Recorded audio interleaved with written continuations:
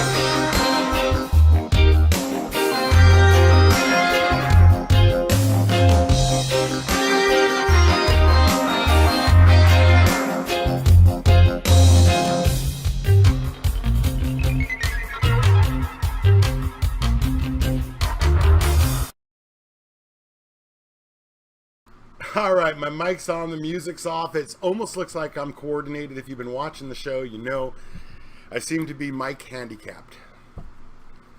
So, who am I going to smoke a bowl with? Let's smoke a bowl with Matey Mate. Matey Mate, thanks for always watching the show. I appreciate it. Mr. 420CA, good morning from Canada, eh? Good morning, Robert Blackwell. Let's see.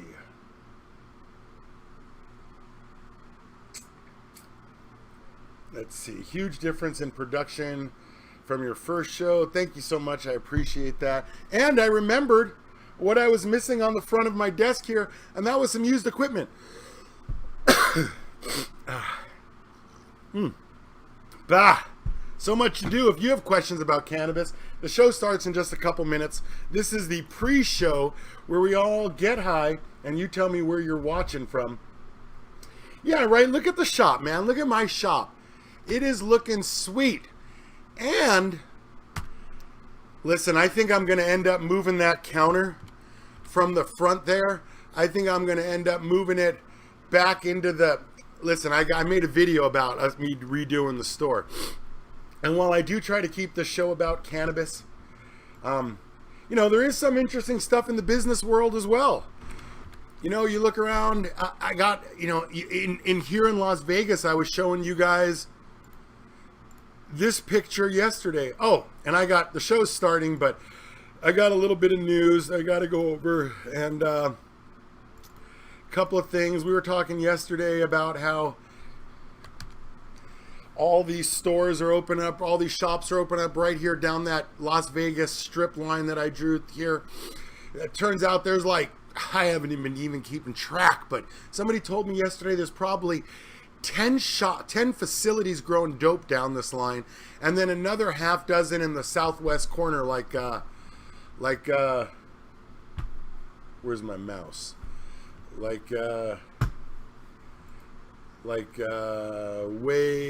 because it doesn't show up on there. Okay, so in the bottom left corner of that picture, yeah. So there's a lot going on in the cannabis community, and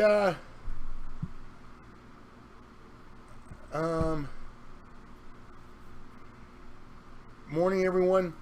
So Lightman Stu said, not really, they're done. It was not a good grow. I don't know who that was referring to. Blah, blah, blah, blah, blah, blah. Okay, so just a... Hey, 420. SoCal. Oh, the dog is... I don't know, man. The dog's around. Ralph's around somewhere. We'll see Bakersfield. Wow. Stone Island, Mexico. Brooklyn says good morning, but when you say good morning from Brooklyn, you got to grab yourself and shout out your window, hey, good morning, over all the air conditioners. I grew up on Brighton 4th and Brightwater Court. So we'll start the show with a phone call, 973, good morning. How you doing, Grow Boss? Good morning. Ryan from New Jersey. Yeah, I just got a quick question on mag. Like, I'm a new grower, so I just ran and I hit the wall with the mag deficiency. So, I mean, what's your best advice for me? Raise your lights. For mag and cow. I have a 3x3. Oh, listen. Whenever you have...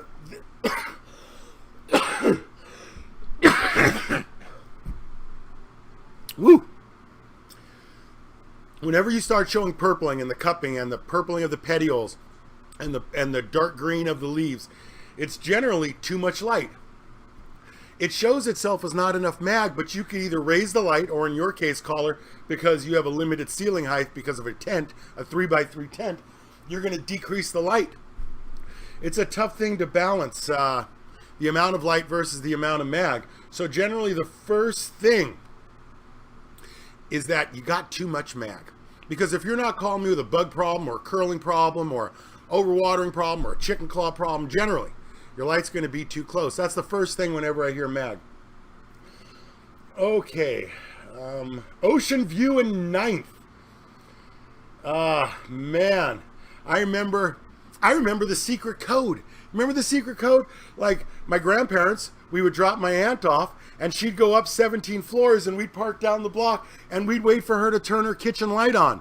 So when we saw the kitchen light on, like 15 minutes after she walked across the street, into the building, got into the elevator, went up the elevator, got into her apartment, and then we would leave. But if there was a problem, what was my grandpa going to do? It was 15 minutes to get up there. Listen, the best thing about the apartment complexes in New York was closed circuit TV, because you could literally put the little, the little breezeway, the little entranceway on the TV, and you could sit and watch people come in, and you could hit the buzzer to let them in. 781, hang on one sec for me. Good morning. You could let them, you'd hold the buzzer and the door would buzz. They'd go to reach for the buzzer. You'd let go of it. And you'd sit there and dick around with them with to let them in and not let them in and let them in and not let them in and let them in. And oh my God, just torture those people. But I didn't have anything else to do. All right, 781, good morning. 781. Morning. Good morning. What can I do for you? How you doing? I'm doing well. Well, I have a question. I started vegging on a 3x4 with a T5.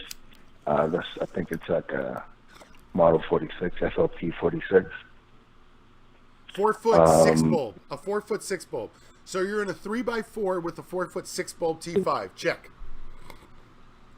That's right, yeah. And I have an unopened 4x4 tent ready to go. I'm using a stage 2, but I'm baby stepping because financially I'm not.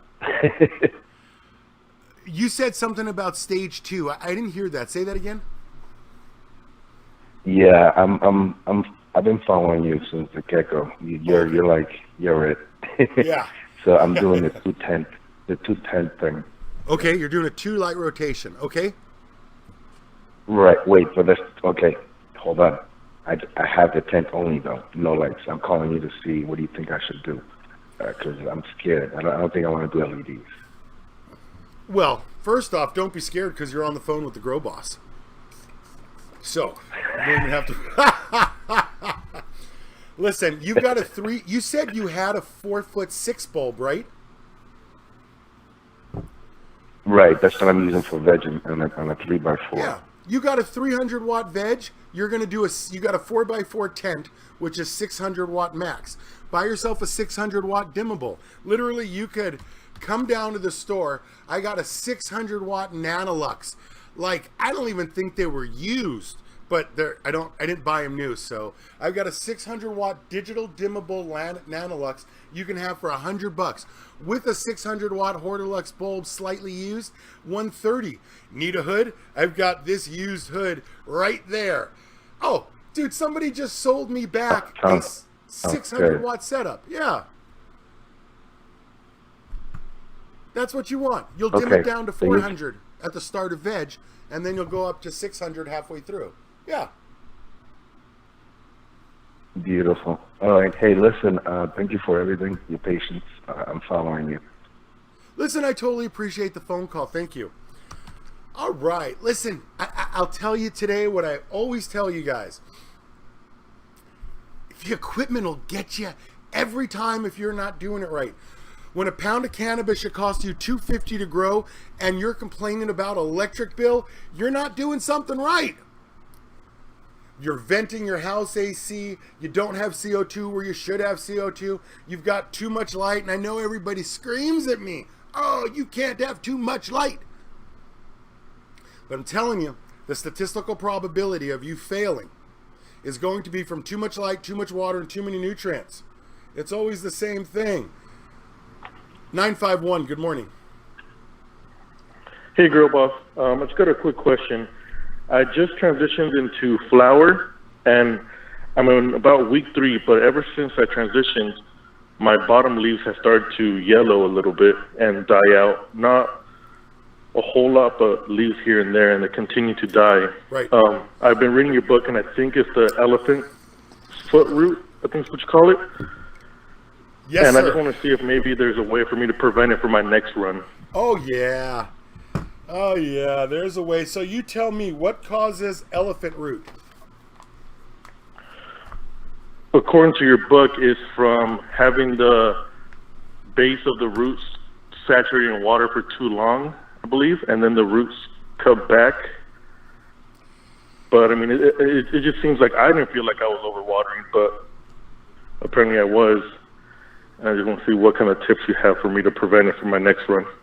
Okay, so let's just double check. How much light do you have in flower? Right now I'm at 500. I'm going to end with 600. Okay, so you have an HID light or LED? LED, and they're all the way up on the tent. Okay, so you've got, let's say, 600 watts. What space are you in? 4x4. Okay, so how many plants do you have?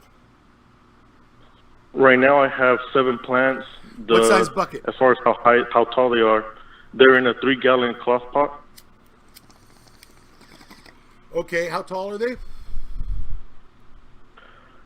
I would say probably like around 2 feet tall, and the canopy is about 1.5 feet deep right now. How long was the veg for? The veg, I would say about 5 weeks, 5 to 6 weeks. Okay. So how often are you watering?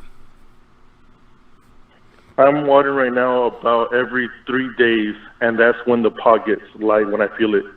When I feel that the pot and the plant is light, that's when I water, and I water them half a gallon each plant. Does a half a gallon fully saturate the pot? Does it make the pot fully wet? Yes, a little bit will drain out, but Okay. then if the pot will eventually wick the water back into the plant or into Okay. the pot.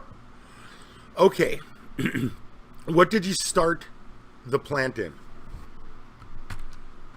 I started it in soil.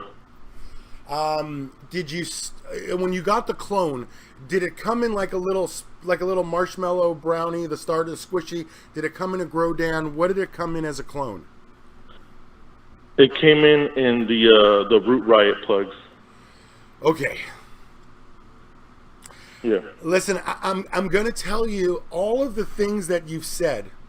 415 and 812. You guys call me back in a sec. I'll tell you all of the things that you said. I really feel like you are not, that you are negative overwatering. However, Okay. you've described a situation to me where the plants are big enough, the light sounds far enough, you sound knowledgeable enough that you're not doing this to yourself by overwatering with the light and the nutrients. So I really got to tell you, in fact, you know what? I will show you a picture of what you're looking for. You're either going to have to pull one, you're going to have to make you're going to have to check. You're going to have to double check Okay. that. Okay, hang on.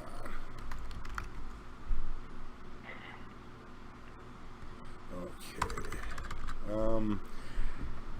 I think I thought I had pictures, like just clear pictures. 862, hang on a sec. You have to call me back in a sec.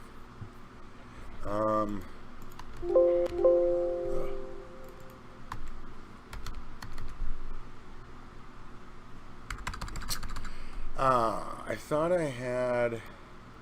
Oh, here we go. This is.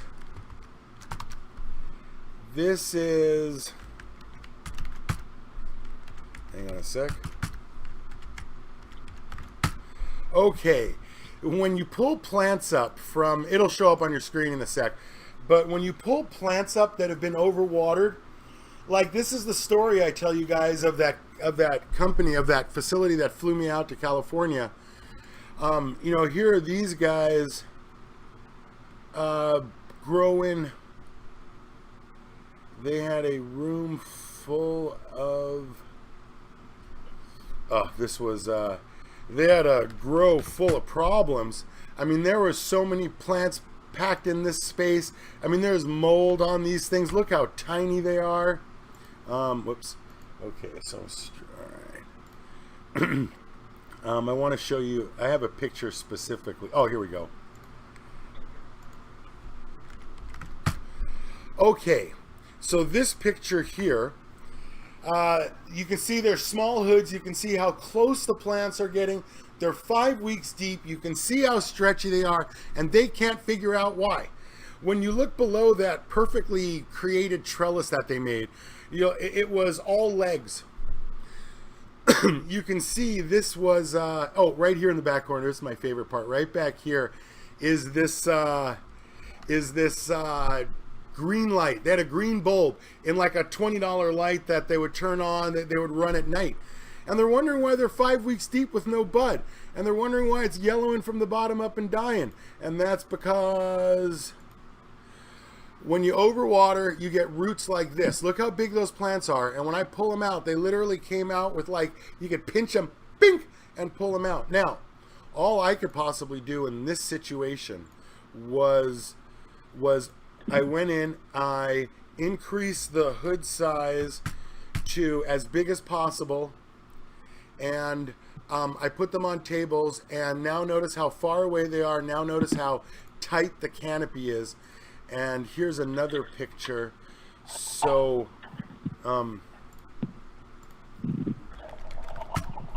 so here are big hoods now. You can see the canopy's tight. I've got everything. I mean, I shrunk the plants to whatever was salvageable.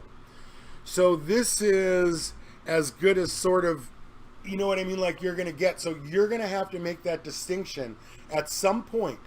When you pull your plant out, what the roots look like. Because if you pull out a solid root ball, we have to look at a different question. We have to look at a different cause of this.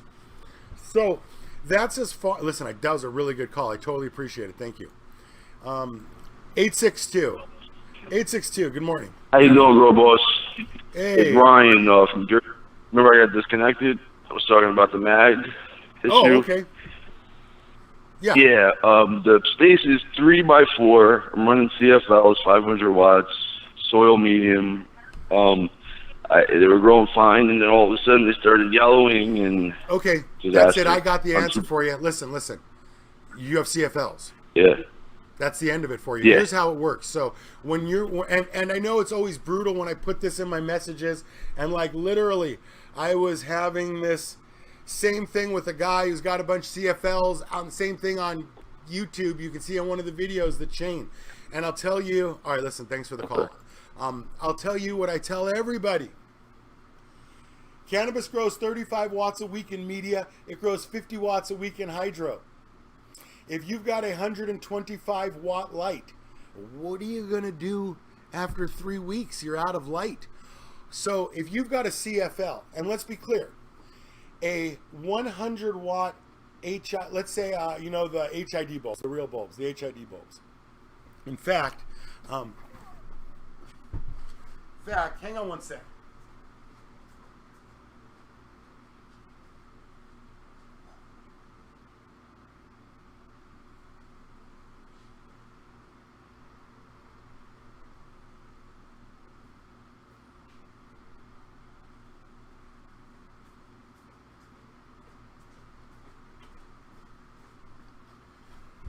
Okidly dokily, check this out.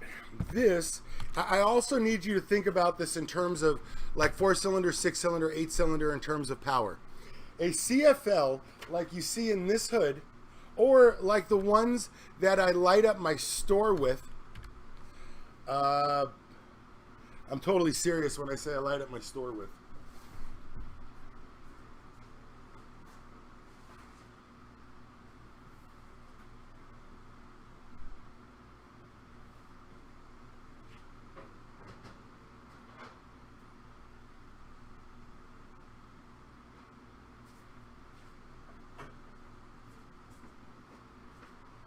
These are all CFLs, and those are all CFLs. Why? Because why would I heat up my store and then pay to cool it with a hot-ass bulb like this? When you talk about CFLs, if you have a 1,000 watt HID light, if you wanted to make the same amount of light as this, you would need a 700 watt DE. Like a double end bulb puts out more light. So you would need a smaller double end. So a double end, 700 watt, HID, 1000 watt, T5, 1500 watts, compact fluorescent, 9000 watts. You would literally need 9,000 watts worth of a compact fluorescent to equal one of these. Listen, I know that the package is tempting, and it says that the light coming off that bulb is, you know what I mean? Like you're measuring from behind the balls with those light. And I know that people grow. They grow with them and they do all sorts of stuff with CFLs, but there's this minimum. And it tends to be 400 watts because with a 4-week veg and an 8-week flower, that's 12 weeks. If cannabis grows 35 watts a week, 35 times 12, what is 420? Bah. That's why these T5s right here are so spectacular. Those 4'8" bulbs. At 54 watts a bulb times 8 bulbs are 432 watts. Yeah. 432 watts. That's just enough to squeak by with media. But if you're going to do this with a digital, if you're going to do this with an HID, now an HID puts out more light. It also puts out more heat. But this is a perspective thing. DEs put out lots of light. Now, I know there's LECs and lots of other stuff. But I'm not, there's sort of, it's tough to know exactly where. Everybody says there's so much packaging. Oh my God. Everybody is 20% better than everyone else. It drives me fucking nuts. So, T5s, 1500 watt, HID 1000 watt, DE 700 watts to get the same amount of light. Bam. Woo. So, there's a couple of factors that go along with this. Oh, okay, so I've got a couple things that I was supposed to say. One, listen, I appreciate everybody listening, but you guys got to take a moment while I smoke this bowl and click the like button. Listen, my advertisers demand it. So you got to click on like GreenPad that you see up there, right? You can see them up there. GreenPad and Clonex Root Maximizer. These are all the products that you see in Mondi and ThermoFlow. These are all the products you see when you go to hydro stores. So you got to rally the troops. I don't even know where the like button is. I don't even know where it tells me how many likes. I was just reminded that as we start to do like that project that we spoke about yesterday about the Cannabis Information Network, and when we start to do stuff like that, I'm supposed to be more professional. So I got to thank my advertisers. Got to keep real. Got to buy the advertisers. And I got another one of these. So if you need a Titan preset CO2 controller, I got this one for $125, no box used.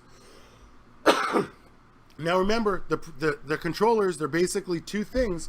They're preset or they're programmable. And when we talk about the amount of CO2 in the room, what we're talking about here is the programmable. You could set it for something other than 1500. But stuff like this, like it comes on at 1250 and it shuts off at 1500. I also... Hey, 415, give me 1 sec. Sure thing. All right, thanks. 980, I'll get you in a sec. I also got a bunch of these things. They're new. They're $70. If they're 75, but if you say that you saw them on the show, you can have them for $70. But they're brand new LED discs. They're 225 watt. I just don't have the box for them. So I got, and somebody came in. They killed their crop twice. But they've been having fun experimenting. They saw my videos, and then they sold me one of these. Dude, you can have this thing for $110. But this one came in from a customer. All the lights work, everything on it works. You can have it for $110. It's another LEDs. They literally failed twice. Watch the video of the 3-light rotation, and I'll tell you, think of all the videos that I made.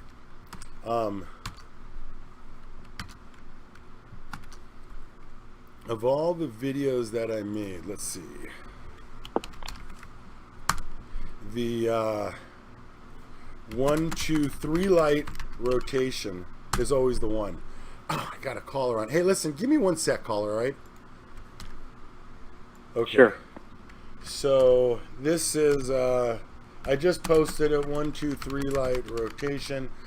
If you want to watch it, that's the search page. Bah. You can see here this one right here. You can see there's 3/10. There's that 3-light rotation. All right, caller. Yes, sir. What can I do for you? Who you got? This 415? 415. You ready? Hey, how you doing, bud? First of all, I just want to say great job. I got a couple questions. I'm going to be starting to grow for my wife, and I don't have any equipment right now. I just kind of want to consult with you because you're the boss.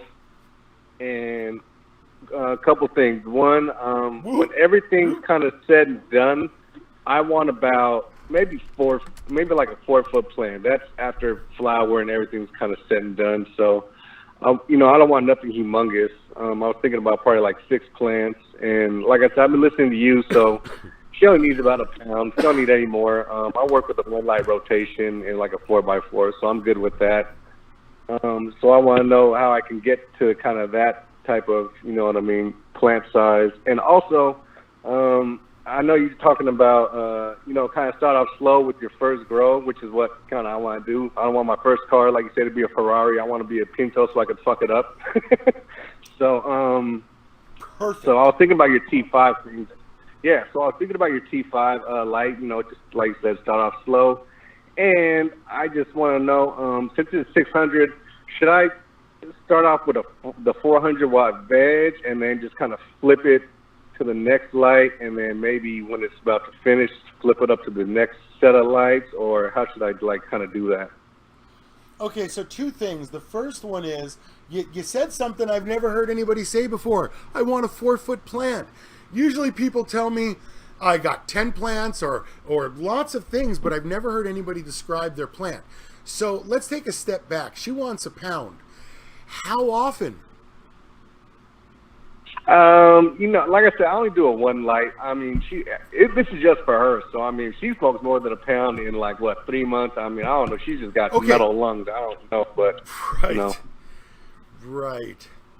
So, what you want to do is you want a 400-watt veg, 600-watt flower. That'll get you a pound every 60 days. Cool. That's good. Yeah, you're going to get technically it's a 3x3 tent and a 4x4 tent. 3x3 for veg, 4x4 for flower. All right, listen, I got a couple things to do. Thanks for the call. I'll keep answering. You're just going to end up by 2 4x4s, put the 400-watt in one, put the 600-watt in the other, and you'll end up with about a pound every 60 days. A pound every 60 days is 16 ounces every 8 weeks, or 2 ounces a week. If you want 1 ounce a week, you want a half pound every 60 days. That is a 4-foot 4-bulb veg and a 4-foot 8-bulb flower, which is literally what I'm showing you guys in these images right here, in these videos right here. So, so I'm saying once you sort of, and that's always the thing when you guys come to the store, I wanted this and this and this, but the reality is, I got 2 questions for you, my friend. How much yield do you want, and how often do you want it? Because do you want a pound every other month, or do you want a half a pound a month? Listen, it's both the same quantity in the end, but how you structure the cannabis payment from your grow is what we're talking about here. So listen, 1,000 watts worth of electricity is going to get you a half a pound a month. If you have one light, 1,000 watt, you are going to veg for 4 weeks, flower for 8 weeks, and you'll get a pound and a half in 3 months or 12 weeks. A pound and a half in 12 weeks is a half a pound a month. And if you have a 400 watt, 600 watt setup, you're going to get a pound every 60 days, right? Because you're flowering for 60 days while you're vegging. As soon as you're done flowering, boom, you put them in, as soon as you're done flowering, take them out of veg, put them in flower, put more. All I'm saying is you're going to get a pound every 60 days with a 400 watt veg and a 600 watt flower. And if you have 3 400 watt lights, what I tell you, 400 watts is a half a pound, right? If you have one 400 watt light, you veg for 4 weeks, you flower for 8 weeks, you get a half pound in 12 weeks. If you have 3 400 watt lights, you get a half pound every 4 weeks. So listen, I don't care if you have a 3 light rotation with 3 400 watts, a 2 light rotation with a 4-6, or you have a 1 light rotation with 1,000. If you're using 1,000 watts worth of electricity, your average is a half pound a month. All right, listen. 400 watt lights, you get a half pound every 4 weeks. So listen, 857, turn your computer down. Hello? Hey, 857. Yes, sir. Hey, how you doing, Grow Boss? I'm doing good. Been watching your show for a while, and I just have one quick question. I have it's a 2x4 space roughly. It's a little more, maybe like 4.5 by like 2 something. I want to use that space specifically for a veg. Now I was looking at the T5s, and I'm a little like lost with, I don't know what you get, like a 2-foot 4-bulb or a 4-foot 6-bulb. You know what I mean? Okay, I will take your call. I'll answer that question. Thanks so much. Let me show you, and I go over this specifically in the book, in the difference in lighting, specifically, specifically on page 21. So, specifically here on page 21, what I want to show you is, just to give you a reference, is this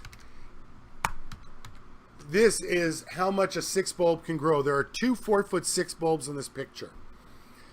So, all right, listen, 774, you got to give me a couple minutes. Call me back in like 10 minutes. All right, because I got to do the news. I got to go through my news. I can't even get to the news. We're just, listen, call me back in a couple minutes. So, you got a 2x4, 3x4 space, so you could put this 6 bulb in it. You can grow 5 plants that look like this under this 6 bulb.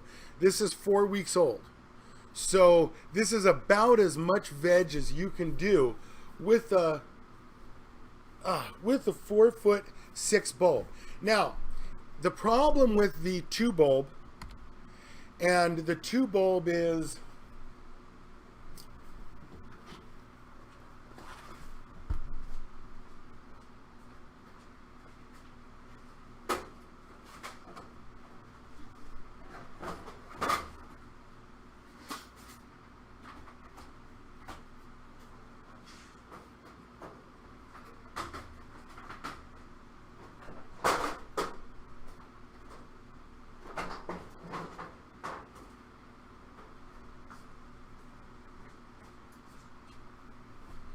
okay, so here's the thing. That 2-foot is a 16 bulb. The thing about 2-foot bulbs is, 774, you got to give me a couple minutes. The thing about 2-foot bulbs is 2-foot bulbs are 24 watts and 2,000 lumens. 4-foot bulbs are 54 watts and 5,000 lumens. So roughly twice the electricity gets you 2.5 times the light. So 2-foot bulbs are not nearly the same thing by half as a 4-foot bulb. And it's super expensive comparatively because that 16 bulb's like $300 something, and that 4-foot bulb's like $100 something. That 4-foot 4 bulb. Now the 4-foot 8 bulbs, of course, are 2 4-foot 4 bulbs. And when you go from 4-foot 4 bulbs to 4-foot 8 bulbs, technically your light is double. There is no advantage to doubling the bulbs. It's just straight linear from that point. Every bulb is 54 watts and 5,000 lumens. The only benefit to be had, just like with 600 watt lights, and I go over this on page 20 and 21 in the book, just like 600 watt lights, a 400 watt light is 40,000 lumens, but a 600 watt light is 90,000 lumens. So 50% more electricity, more than twice the light in return for that. But going up to 1,000 doesn't get you that same increase. So in both cases, the magic number is to go from the 2 to the 4, and then it's linear after that.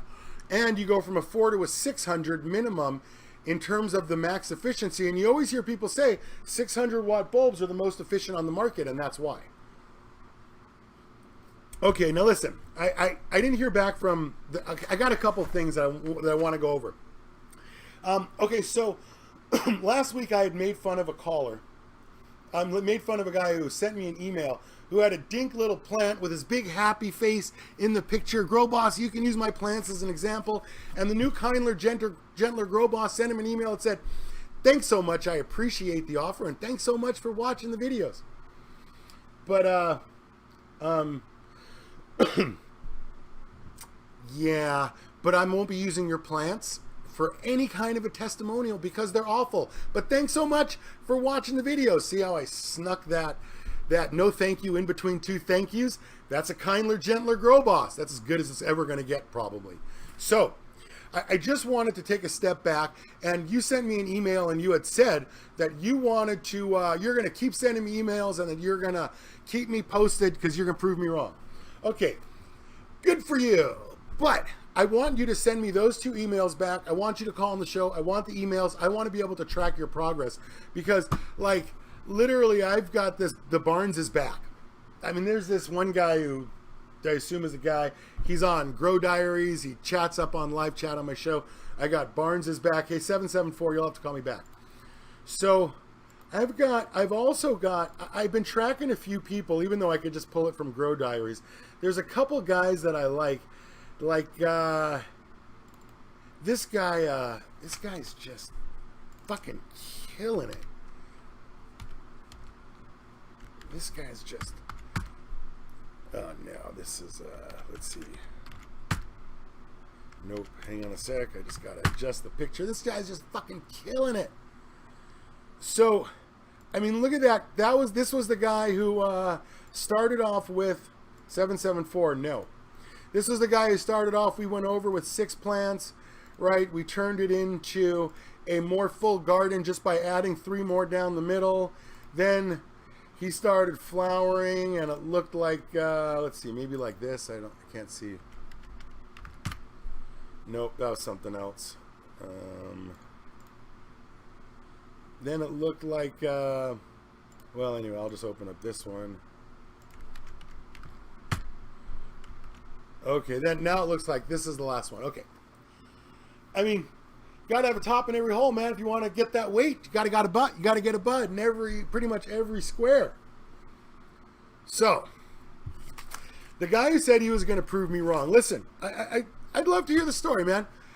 I mean, I'm not here to tell you yay or nay. Listen, there's lots of ways to... No, there's not. No, there's not. There's lots of product. But there's very few ways to grow successful cannabis, because what was the first thing I told you at the start of the show? What was the first caller all about? Equipment problems. It's about getting the right equipment, and then it's about using it properly. So, if you're interested, listen, man, I'm here for you. I didn't mean to run you off, although you were kind of chatty, so, you know, I'm not the nicest guy. I don't know, New York John, I don't know if I agree with that yellowing from the bottom up as a nitrogen deficiency. I mean, that may be what's being expressed. However, it could be because you overwatered the roots, you went into flower, just like that one caller a couple calls back. Okay, so that's one piece of news. Next thing, Portland Indo Expo next weekend. You can come see me at the Indo Expo show if you're in Portland. I don't know what I'm going to do. I think I'm probably just going to run a rerun of the show with like a little tag before it. Maybe some commercial interruptions. We'll just run a little rerun of the show or something. So next week, yeah, I'll probably just put up something that says Portland this weekend. You know what I mean? Like, I probably will forget and won't even do that. Okay, so I'm off the hook. I don't got nothing to do. I just won't be here next weekend. So that's let's see. So CFL guy, someone is leaving comments about CFL and how smart they were for using CFLs. So what do we got? Well, I got to finish this bowl. I got through the news. 774, good morning. Hello, good morning. I'm calling because I have a plant, and at the current time, it's starting to yellow from the bottom up, and I'm having like little rust spots, and I tried the dolomite lime, and it still seems to be progressing. Let me ask you this. What conclusion did you come to that you decided that dolomite lime was the correct answer? I was checking on the internet, and they kept saying it was a pH issue or a calcium mag issue. So when I did pH it, it was in the orange, and that on my meter is a 5.0. And I finally got it to fix, but the rust spot still continued. I got it up to about a 6.5, and now it dropped again. The pH of the runoff water back down to a 5. Okay, so let's talk about your system. What system are you in? I am using a 400-watt HPS and a closet grow. The closet's probably a 3x3. Okay. What system are you growing in? Soil, cocoa, media, hydro? What are you doing? Soil. Okay. What size bucket are you in? A 3-gallon. Okay. How many plants? 3 plants, but only one is being affected. The other 2 are fine. Okay. How long did you veg for? I vegged for 2 months. Did you start from seed or clone? Seed. Okay. And what week of flower are you in right now? I'm in 3rd week of flower. Okay, so right now you've been vegging for 4 and you're 3 weeks into flower. Okay. Yes. You're in 3-gallon buckets, so that's the right size. How often are you watering? I'm watering once a week. So about probably every five days, about roughly. I wait until I can lift it and the top is hard and crunchy. Okay. So far, after all of those questions, I have to say you are damn close.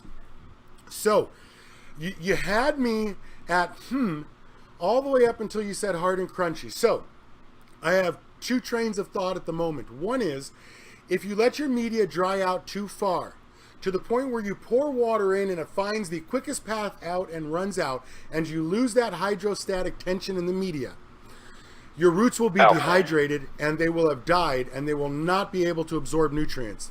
So one path that I have is that the roots are dead. It is what it is.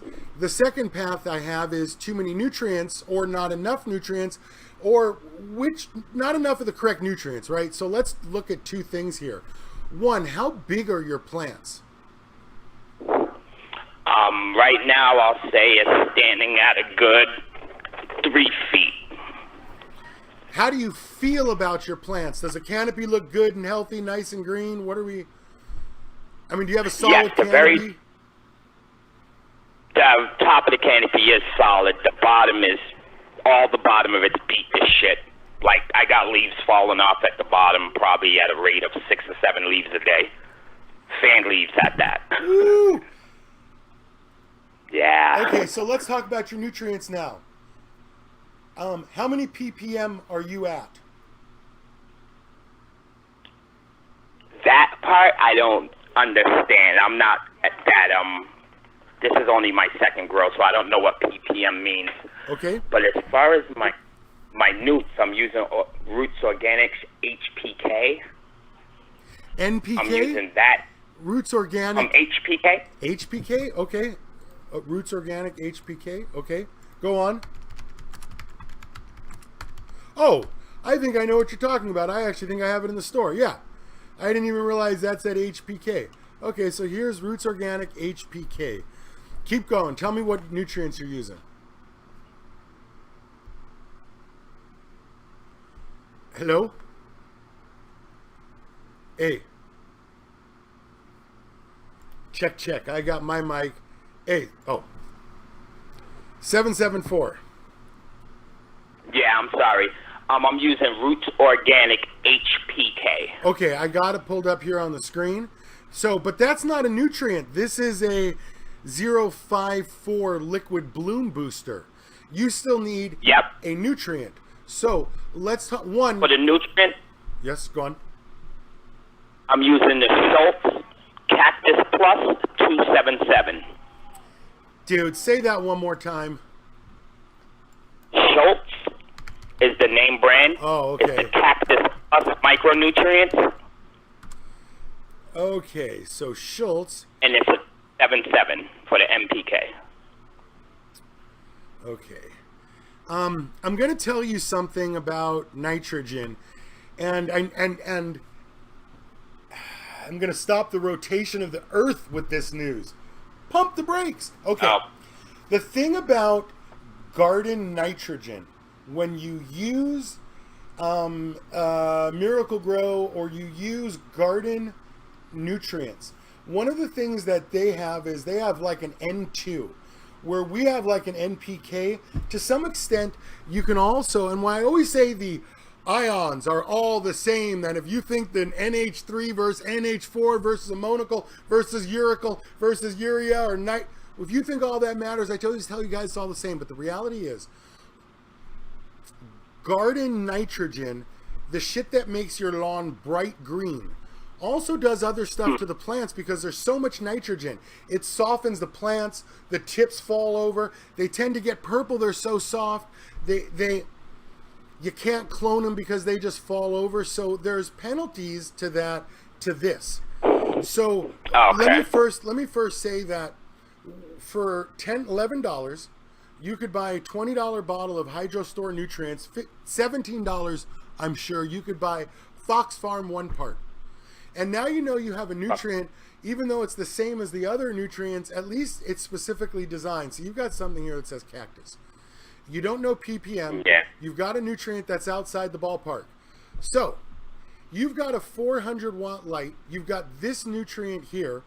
You've got a you have, what was the, dude, you had the this thing, which is a 054, a 054. You got this thing, which is a 054.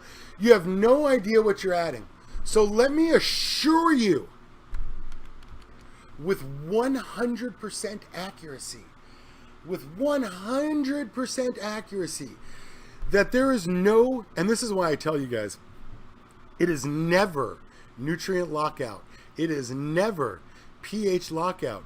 You have no idea what you're adding. You don't know anything about ppms, which, no disrespect. You don't know anything about ppms, which is the calories that the plant wants. And that ppms are both based on light and age, because you would give a 10-week-old plant more nutrients than you would give a 1-week-old plant. Just like you would give a 10-week-old plant more light than you would give a 1-week-old plant. So all I'm suggesting is that there's a slope, and you can't define your position on the slope. Now, all nutrients on the shelf of my hydro store, they're all these nutrients, all of them. They all want you to use more. So they're all based on a 1,000 watt happy healthy garden. You, sir, have how much light? 400 watts. So you have literally 60% less light. So you would have to take whatever all of these instructions said to do. And if you want to know, I mean,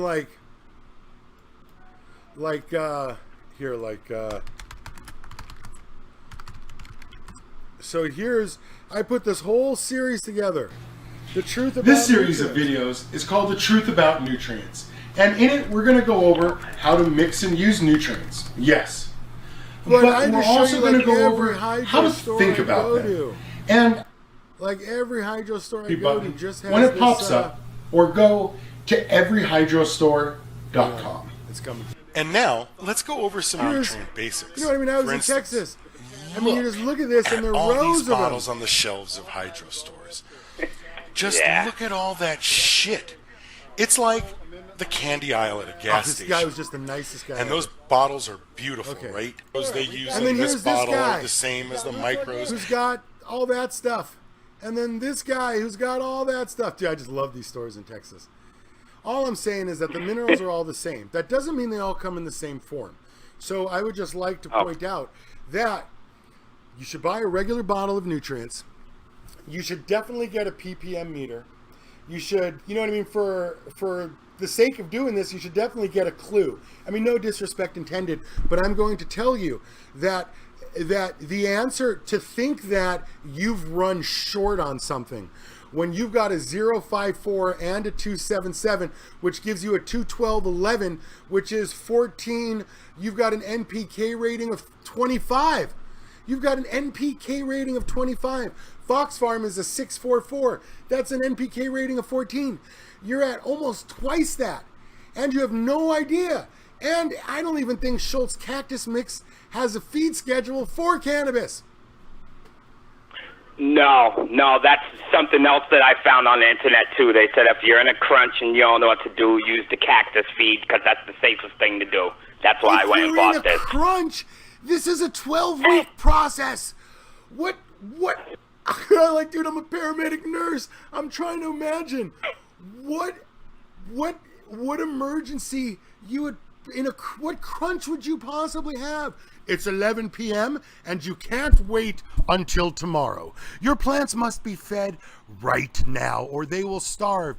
You can't decrease the light or just turn it off for a couple of hours. No, there is nothing to be done but go to Walmart and buy Miracle Grow. God damn it, the logic. Right. Okay. All right, listen. Thanks for the call. But really what we're talking about here is, again, it's interpretation. If you don't know how to use what you're buying, you don't understand what you're buying, it doesn't matter. You ain't going to be able to finish this race because this is like Literally, it's a 4-month process, almost at the minimum. 4 weeks rooting, 4 weeks veg, 8 weeks flower. That plant's 16 weeks old. Good fucking grief. So much work. All right. 323, good morning. Yes, hi. Hi, Grow Boss. Good morning. Can you hear me? Yes, sir. Yes, I had a question. What do you think about the 630 ceramic metal headlights? Any I think it's 630 watts worth. I think it's 630 watts worth of electricity. 600 watts. Thanks for the call. 600 watts worth of electricity. I think is about £1 every 90 days. Now, let's say whatever light you just said, and I sell them in my store. Let's just say an LEC light. Let's just say they're way more efficient than an HID. So you get 700 watts of LEC instead of 600 watts worth of light from an HID. So let's say you get a little more light. Okay, so you get a little more weight.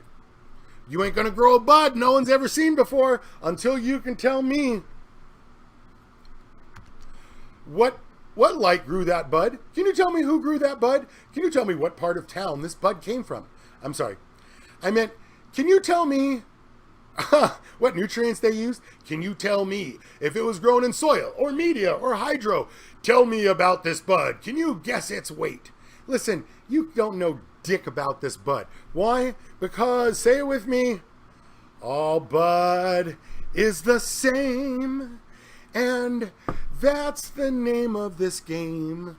All bud is the same. We're talking about getting, because I'll tell you, even if you screw the pooch, you'll still get, if you just finish, you'll get buds you could smoke. 845. Hang on 1 second. Turn off your computer sound. Go, boss. Hang on 1 sec. So listen, even if you finish and you get bud, people come in and they're like, oh my God, I got 3 ounces. I had 1,000 watt light. I got so high. So I just want to point out that I've got this for, what I say, you got for $100. LED. Woo. LED. Boom. $70. Got a bunch of those. Now, if LED adds something to the bud, let's say you get a little better quality from the bud. Okay, I understand that. But a little better quality could be take this LED and spread the light out over all the top of all the buds, but still grow with 1,000 watt light. All I'm suggesting is, if it adds a little something, that doesn't mean you have to use it as your main light source. It doesn't mean you have to spend the kind of money. I mean, even these cheap-ass, no-name LEDs advertise 12 bands of light now. Spectrum. So even if you think it's about the spectrum, there it is in like a 70-watt, 12-band, suntan, cannabis-growing. All right, 845, what can I do for you? 845. My mic's on. 845. How are you, Mr. Grow Boss? Good morning. Listen, I'm nearly a first-time grower, and I love your show, and I love the information you guys put out there. It's so helpful. It's amazing, and it's very comforting to have for a Sunday morning. Thank you. Okay. Anyway, so I'm making all your classic mistakes. I've gone through a first grow with some pretty dismal results, and I have the infrastructure. I have some nice lights. I have 2 separate grow rooms. But again, I'm making all these first time mistakes, and I want to somehow get myself on track a little quicker. Okay. So tell me what nice lights are. What's a nice light? Okay, so I just went from the 8-bulb T5, which really gave me some good results,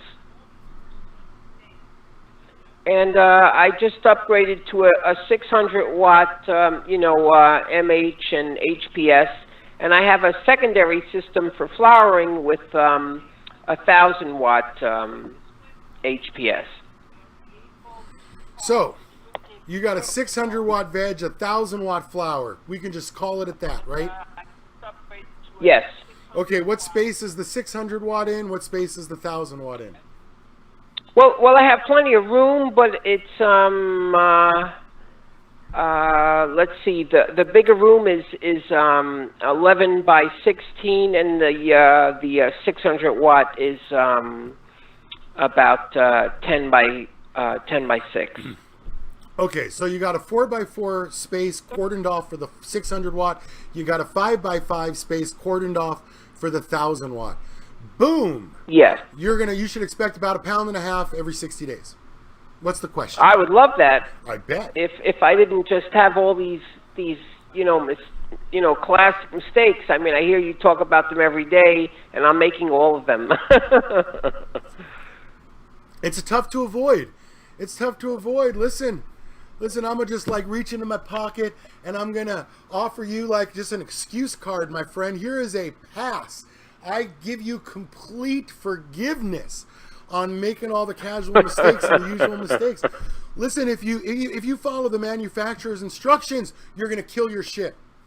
So exactly, which is basically what I've done. So thanks to your show, I'm getting on a better track. Again, at least I got some results from the first one, but now that I'm in my second one, again, just like the earlier caller today.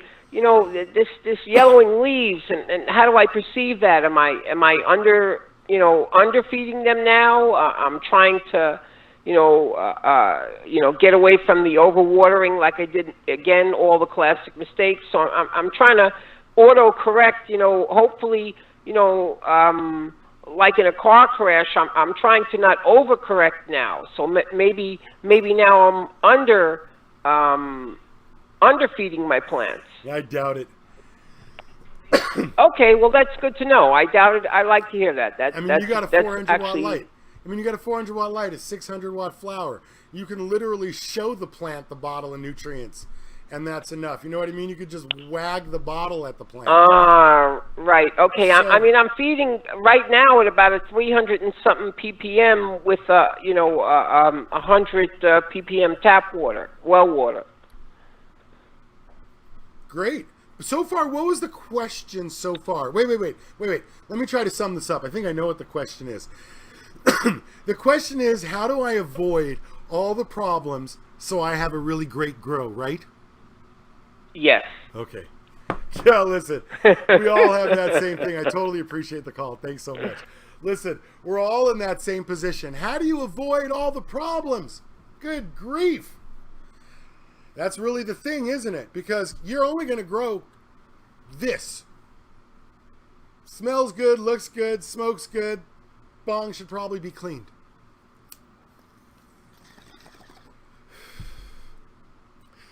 We talk about the genetics and the genetic lines and the differences between all these buds and all these strains. And I got to tell you, it's all the same shit. We went over that yesterday with if you go Kingdom, Plante, Phylum, we were all the way down at, 9 things deep before we separated Indica from Sativa from Ruderalis. I'm just saying that. Don't overthink this. It's a cannabis plant. Don't let it be smarter than you. Don't let advertising be smarter than you. I mean, you don't open up a beer and think a volleyball party is going to open up behind you, do you really? You don't open up a beer and see yourself racing a NASCAR around a closed loop track, do you?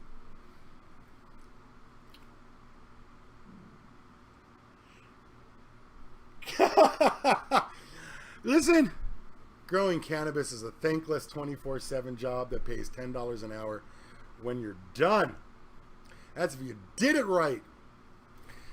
So let me tell you, the secret is good growers are always looking for less work. That's why when you guys let's see, I had one guy leave a comment. Oh, spectacular.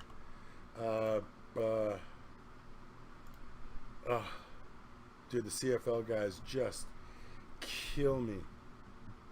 Let me find this for you. Okay, so next week, no Grow Boss. I was talking to you yesterday about starting like Cannabis Investment Network, where we can string together like a 5-hour series loop of videos that plays all day live, that we can update different segments of as the laws change in several states. And if you guys want to be involved with something like that, we can do that too.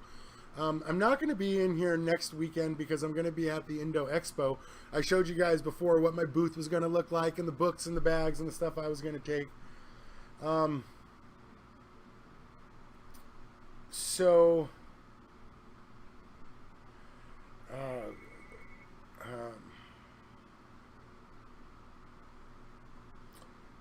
just love this one guy who just... Is my mic off? No, check. Hydroponics. Hi, what can I do for you?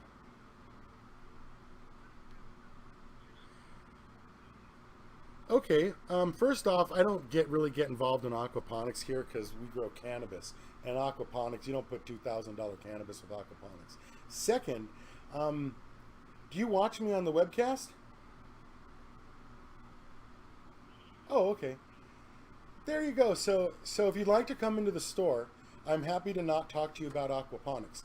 If you'd like to actually talk to me about aquaponics, you can log on to my website, thegrowboss.com, and there's a hotline where you pay by the half an hour, $29 for half an hour, $49 for an hour.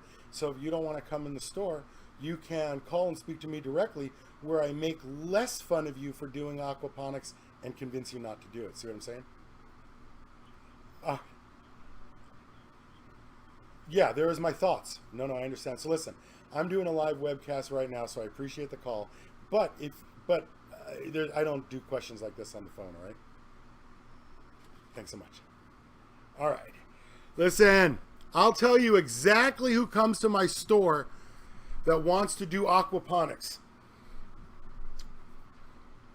When you come to my store and you want to do aquaponics, if you're not doing cannabis, if you're doing vegetables, you are negligently, grossly overweight. You seem to be like 6 foot tall or taller, or real short too. Mostly males, and you drive Buicks? Whatever it is you drive, it's mostly Buicks, and the cars are just beat to shit.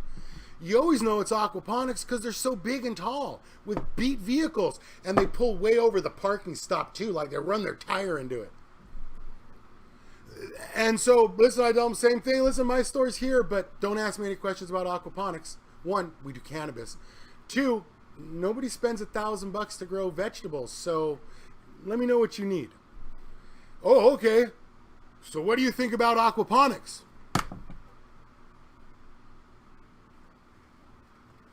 So I don't get into that at all. Not 1 second. I just cut you right off at the pass, my friend. I won't even touch it. Why? Because it's nonsense. The fuck are you going to do with the fish? Could you imagine growing on top of Lake Mead like you taking 15 facilities? What, you pump the water from Lake Mead into their cannabis?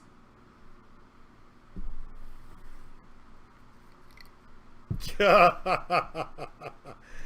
just love the logic. Okay, so this is, I got a guy, so I posted up this topping lollipopping video. Let's see, I've got this video right here. Let's see, copy, posted up right here, topping, super cropping. Okay, so I've got this video here, and the comment is, here we go.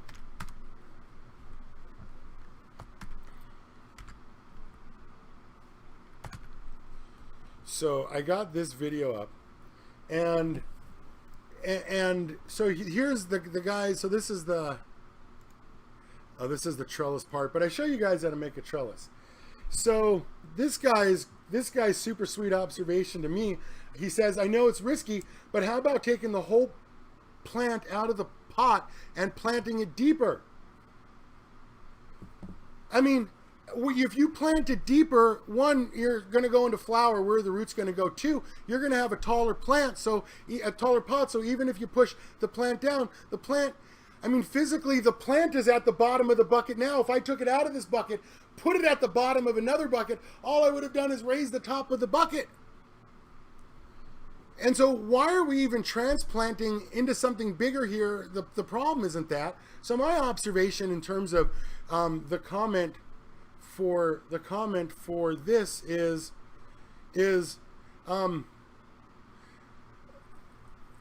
so what is this? So here, you watch the video. And then my comment is, or don't grow them that big, right? I mean, I only did that to show you on the show, to demonstrate on the video how to trellis them. So this guy's logic is, my logic is that stems turn into roots if you plant them deeper, right? So why not just utilize the stem for new root development rather than it just doing nothing, but make it inconveniently tall? It seems like a legit super cropping method to me. I've got a real budget setup, so trying to be innovative. Also putting it out in the sun for 8 hours a day, so we already know once you're putting it out in the sun, we got nonsense. And then you know what's coming next, right? Boom! And the other 16 only a 20 watt CFL, and the plant looks super lush and healthy. Just a bit stretchy, but meh. He ends it by saying his plant looks super lush and healthy, but meh. Stretchy and meh. Dude, all I'm saying is, you would never describe this garden as meh.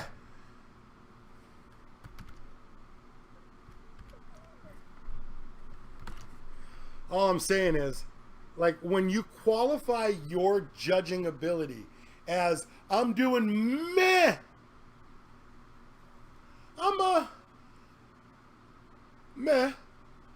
Like I told you, there's no nutrient company that comes out and says, well, there's one actually that comes out and says it's all the same minerals with different formulas.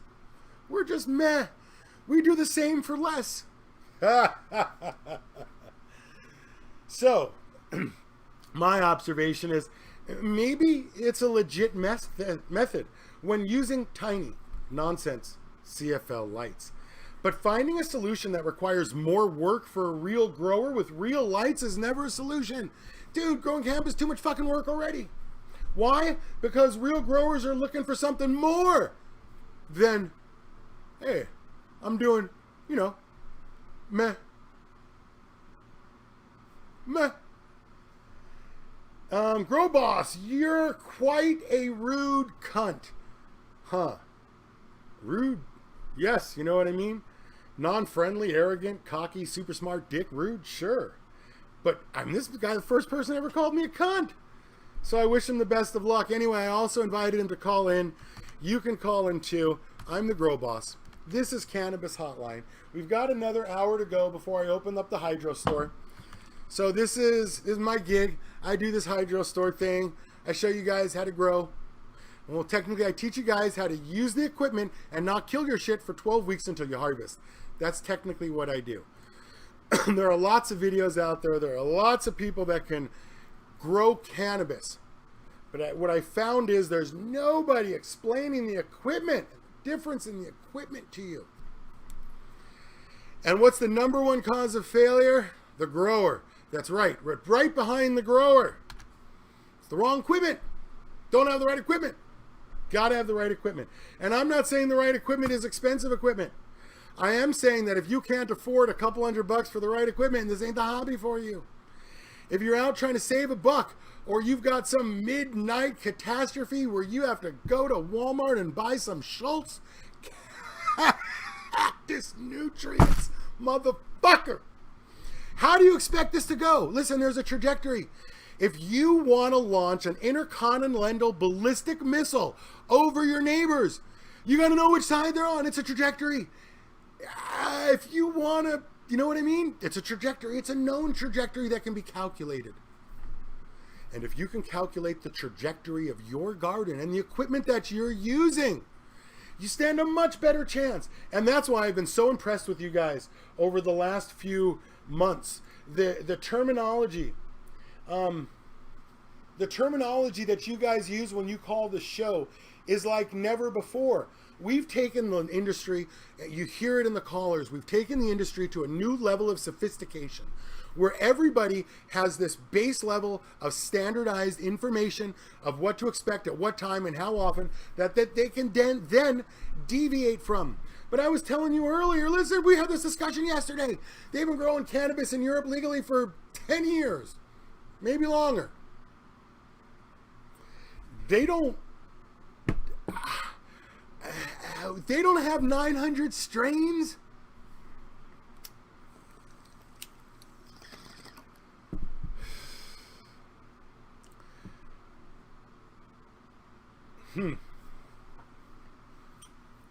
All I'm saying is 5 weeks to you is 5 months to the plant. If you got a 4-week root and an 8-week veg and an 8-week flower, you're into this plant for 5 fucking months, dude. What other relationship do you have is 5 months long? What other projects last that long? So, you know what I mean? You think, what do I think of platinum LED? I think it's an LED. See what I mean? It's fucking LED. What do you... oh, here we go. So, I tell you what, I'll just ask... let's ask Gary P.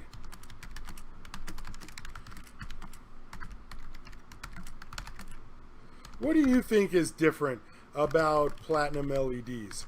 Let's see. Gary P, what do you think is different about... What do you think is different about LEDs? I can't imagine what the difference between quality LEDs, not, you know, it's not, you know,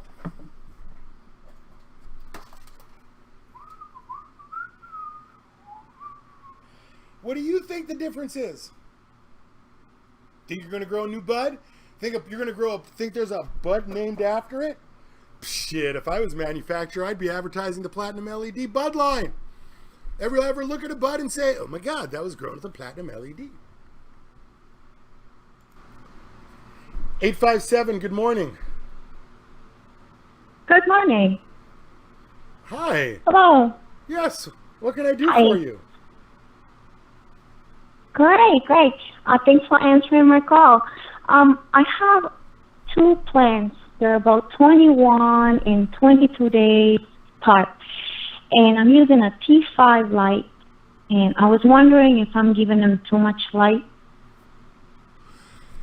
You said the plants were 21, how old? They're 21 in 24 days. Oh, days. Okay. So how long is your T5 light? Is it 2 feet? It's a 4x4. Oh, it's a 4 feet fixture. 4 feet. It's a 30,000 lumens. So I'm a little confused about the lumens and the watts. It's a 324 watts. Okay, so when we talk about the T5 lights, let's also talk about how old your plants are. They're not even plants yet. Technically, they're seedlings. Seedlings want 1 2-foot T5. I'm holding up the picture right now. This is 1 2-foot T5 light. It's 24 watts. So this is what you're going to use to start off 2 plants with. I'm almost holding it up. Okay, you'll see it in a sec. Okay.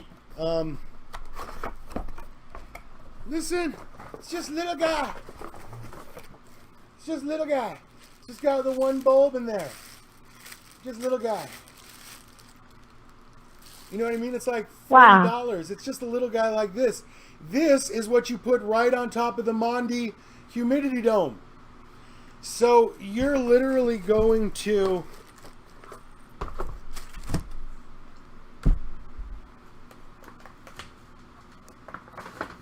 Okay. Hang on. I'm working this out.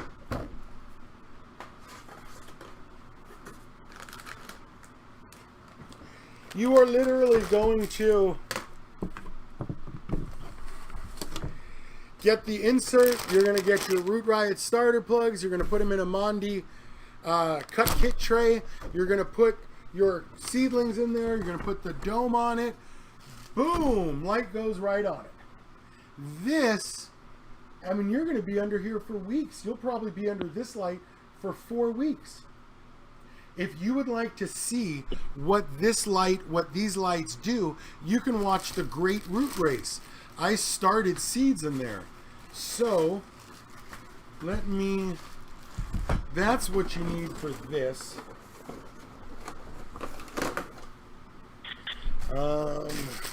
So is there a way that I could use the light I have and maybe not turn all of them and use half of the power with the light I have? Perfect. Turn off 2 bulbs and put it 4 feet away.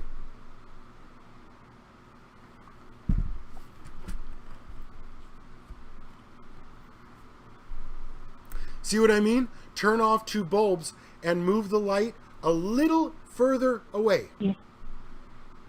Right? Oh, great. All right. Yes. So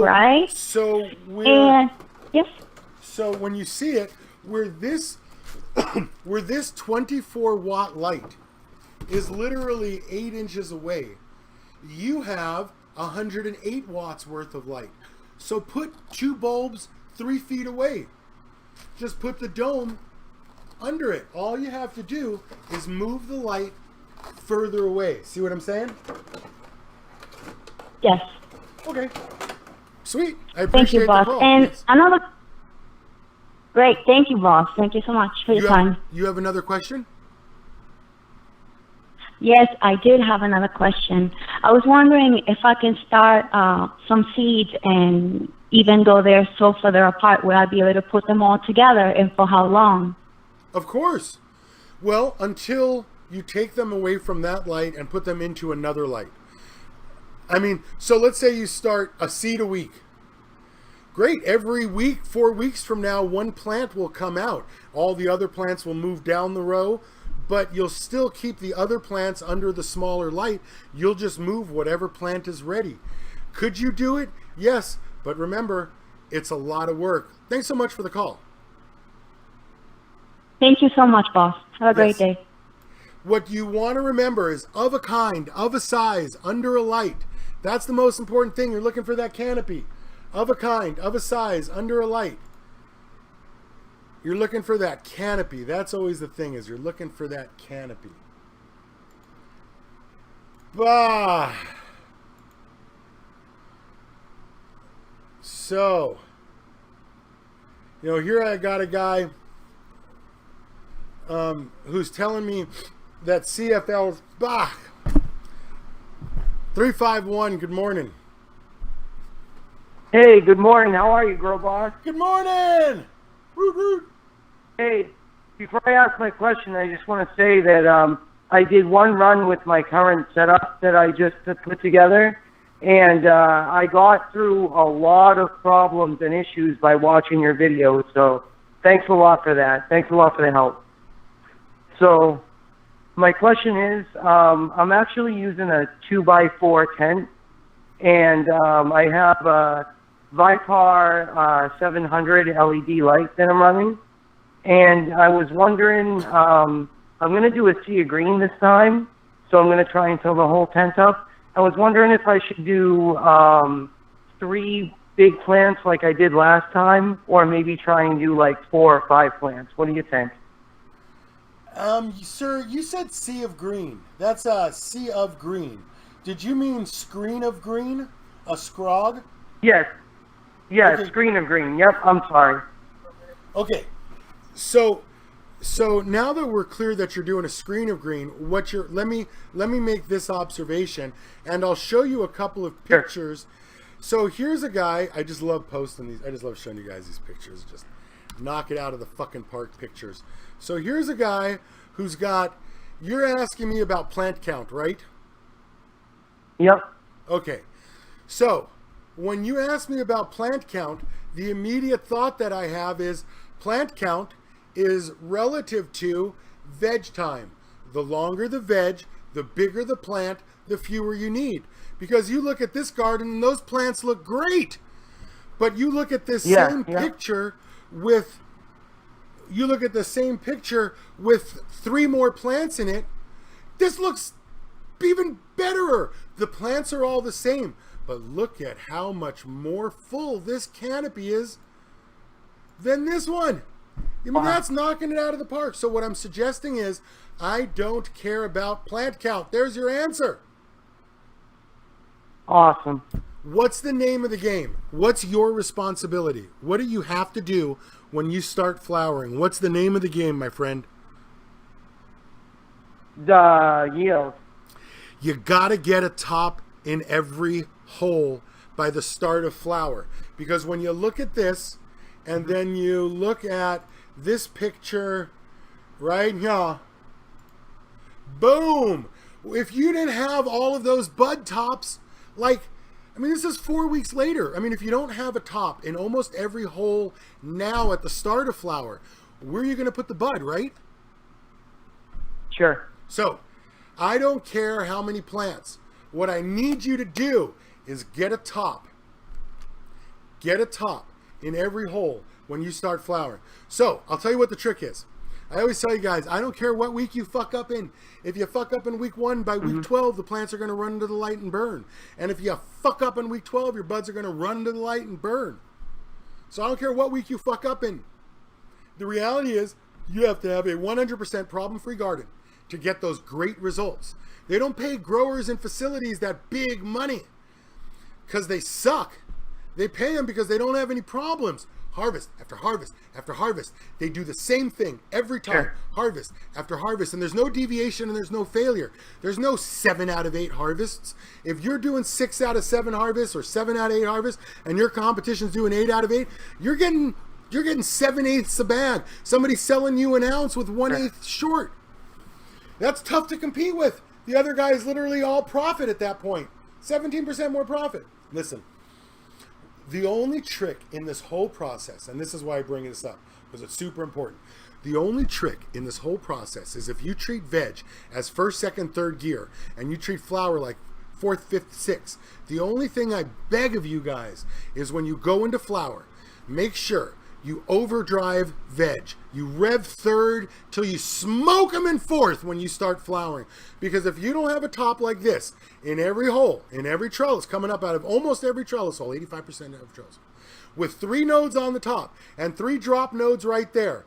These 3 drop nodes are going to become buds. These 3 nodes will drop. The next 3 nodes will stretch into that tall bud. That's how you get 2 feet worth of bud. If you don't have that top in every trellis hole, at the start of flower, listen, you go to a 4-year college, you go to a program where you see the same people for 4 years. If somebody falls out, that's an empty seat. The college isn't making money for the rest of the season, for the rest of the class. So what I'm suggesting here is there's this huge business value, crop cost, yield, expectation that you should sort of impose upon yourself, because I mean, that's what we're talking about here. So, the question really is, how many plants does it take you to get a top? How many licks does it take to get to the center of a Tootsie Pop? How many tops does it take you to get to that yield that you're looking for? And at that point, you got to tell me. You could do it either way. See what I'm saying? Because last time, one of my plants was very bushy, and it actually topped really nicely. And the other 2 plants on the sides were really leggy. So I almost feel like I could fill up the tent more if I actually was able to put it underneath the trellis like you were saying, because I didn't use the trellis last time just to start out with. And this time I'm going to try and do that method. Yeah, listen, you're going to get 20, 25, 35% more for no other reason than operational efficiency. That's not a nutrient. Sure. That's not a light. That's not a 630 this or a 1000 that. That's straight operational efficiency. Thanks so much for the call. And that's literally what I do on this show, is we talk about operational efficiency. Anybody can put a cannabis plant in front of you in their house. Anybody can grow a cannabis plant. We're redoing the store to be more of a studio. I'm just saying, anybody can put a plant out in front of you. All I'm trying to do on this show is define a set of terms that we can all use to standardize the discussion. Once we standardize the discussion based on evidence, right? I mean, just like nursing does it, right? It's the best nursing practices. This is the based on current empirical evidence that when a patient looks like this and we do this, this happens. I'm just saying that if we look at things in terms of diagnostic, like looking at computers, right? I mean, like just like network engineering, diagnosing networks and computers, the problems associated with them, it's the same thing. Listen, I did computer networks for a decade. Like, I used to run jobs with my kids when they were little. They'd be like 9 and 7 years old running computer networks, squeezing the little ends on the computer cable. Why? Because there's only like 10 things you got to do. And if you know what those 10 things are and how they work, you can do this from any direction. Because the reality is, it doesn't matter what the test was. It doesn't matter if it's for cars or computers or for paramedic or for nursing. It's always the same thing. Once you understand the question, they ask it 3 different ways. If you're starting here and heading to the store and you're going to buy this, what happens? The next question is, you're leaving the store and you've just bought this. What happens? The third question is, you're in the store and you're looking at this. I mean, but it's all the same question. And once you understand the basics, how this works, I'm just suggesting it's pretty simple. I mean, you see, I can only go so far with answers without actually seeing pictures to do a final diagnosis, right? But the decision tree that you guys see me use, man, I wish this guy who helped me make these pictures would send me an email. I wish that guy who said he was going to teach me that I'm wrong would call me back, but I wish this guy would totally help me. Because I really like to thank him. So he sent the pictures of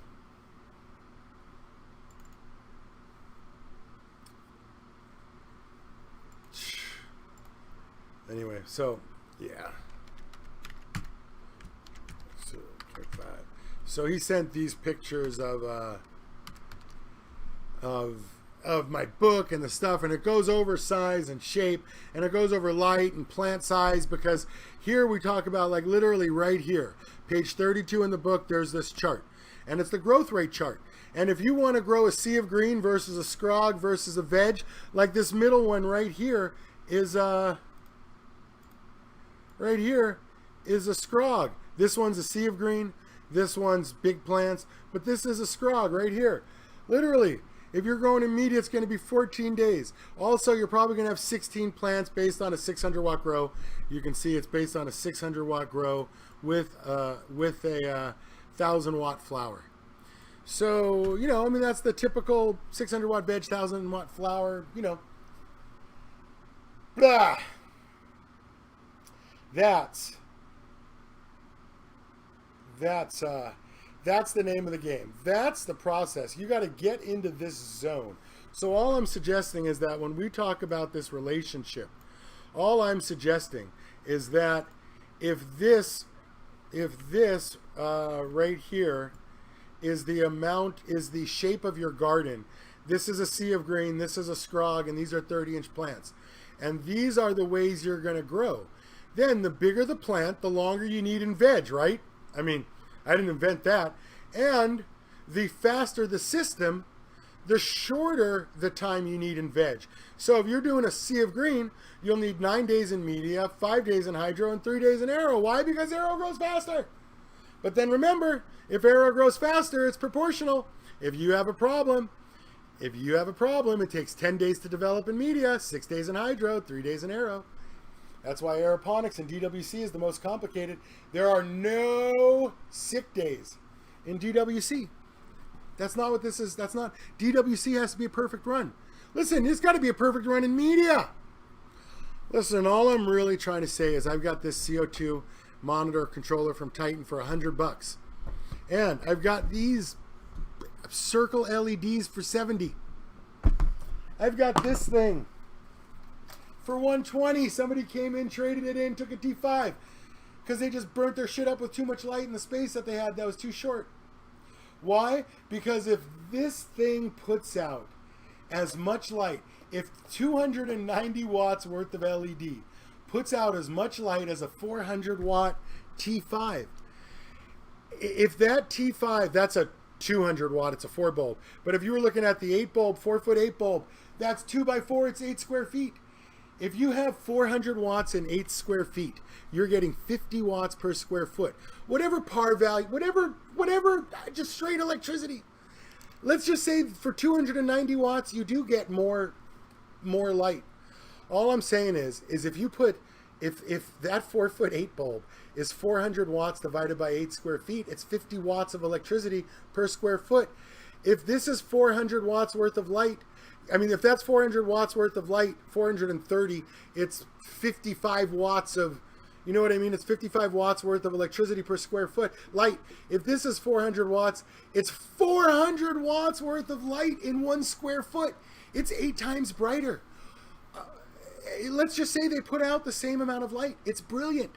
Hey, let's just say this is super more efficient. Blam! Buy LED, they're super more efficient. The problem is it's 8 times brighter if it has 1/8 the area, which means you have to physically spread the light out.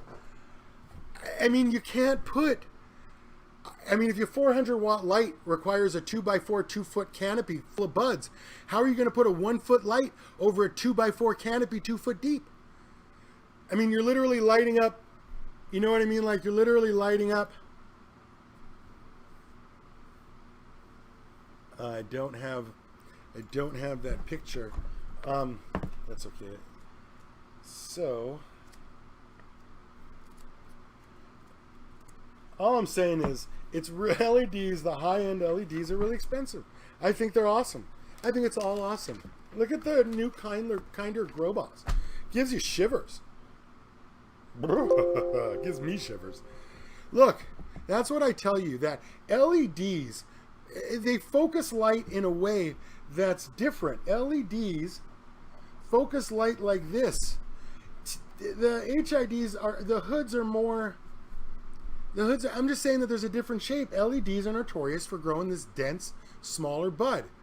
You tend to have shorter vedges if you're, you know, especially if you're vegging with an LED. But if you combine the two with a little bit on the side, little something on the side, then there you go. There's your win. Because now you're adding, like, let's say 100 watts of LED, shazam, to 1,000 watt light, and that's something that's pretty reasonable. Because listen, if you put a 1,000 watt LED with a 1,000 watt HID, that's 2,000 watts. You better have a 5x10 because 2 feet deep canopy, because 2,000 watts requires twice a 1,000 watts. So you wouldn't aim 2,000 watts. But if 12 spectrums really does whatever it is they promise it is that it does, shine the light of that, you know what I mean? So they open up and the heavens rain down sunlight, and they, whatever it is, you would want a 100 watt LED on a 1,000 watt or a 600 watt. But listen, if you have a 400 watt T5 and you add a 400 watt LED, you would need 2 areas. You wouldn't do it. You wouldn't double the light at any level. Yeah, and a lot of LEDs use more than one angle, but it doesn't matter. It does not matter. It's one of scale, because this one right here is 400 watts equivalent, right? But the 1,000 watts only like twice as big. So you literally have twice the light. I mean, you literally have 3 times the light and twice the space. I'm just saying it scales up. And that whenever you use LEDs, you tend to have to put them further away because the yield doesn't change. If you want a, dude, if you want, all I'm saying is,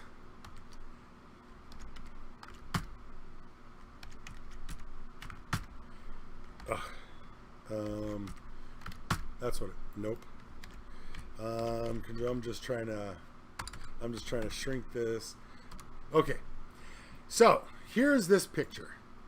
If you have a 2x4 space, you can grow X yield. If you double that space into a 4x4 space, you can grow 2x. I don't care. You know what I mean? Like, I'm not exactly sure what the confusion is, but if you have one X and you add another X, you have 2X. I don't know how the assumption comes that you can do this in the same,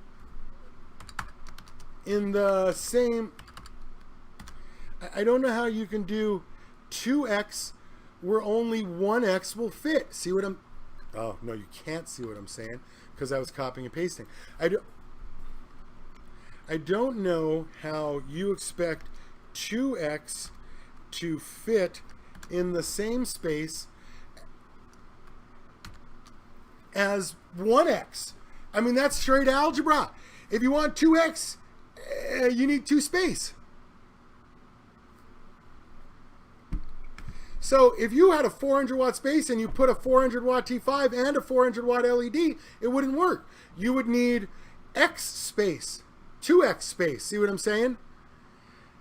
All I'm saying is a 2x4 equals 400 watts.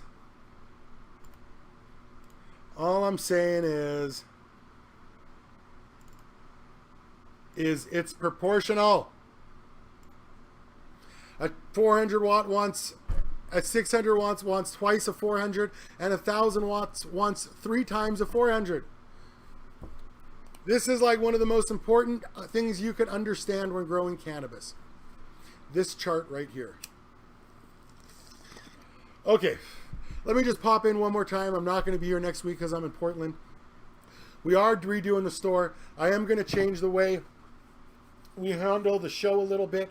We are doing the Cannabis Information Network.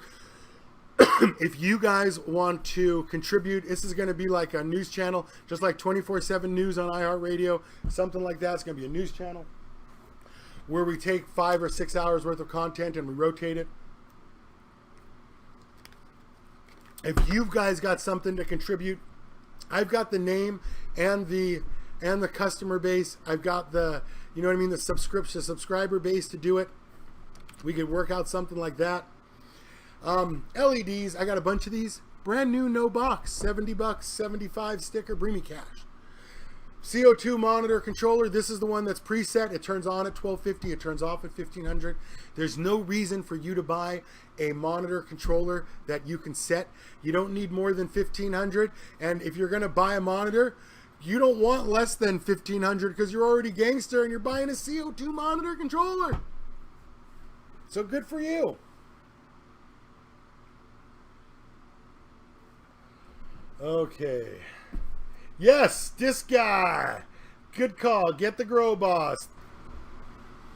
352, you've been waiting so patiently. What can I do for you? 352.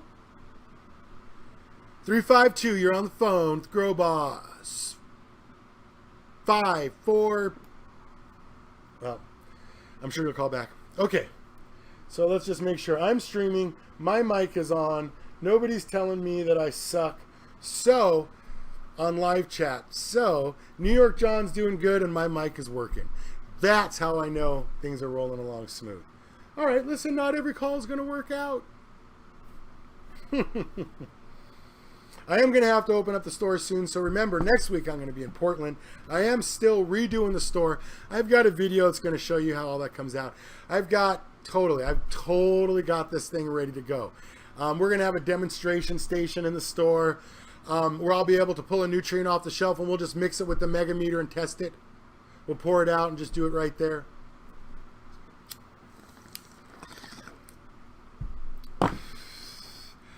Oh, let's try this one more time. I knew if I waited. 352. 352. Okay. Let me make sure. 352. Audio settings. I got my mic. Oh, wait.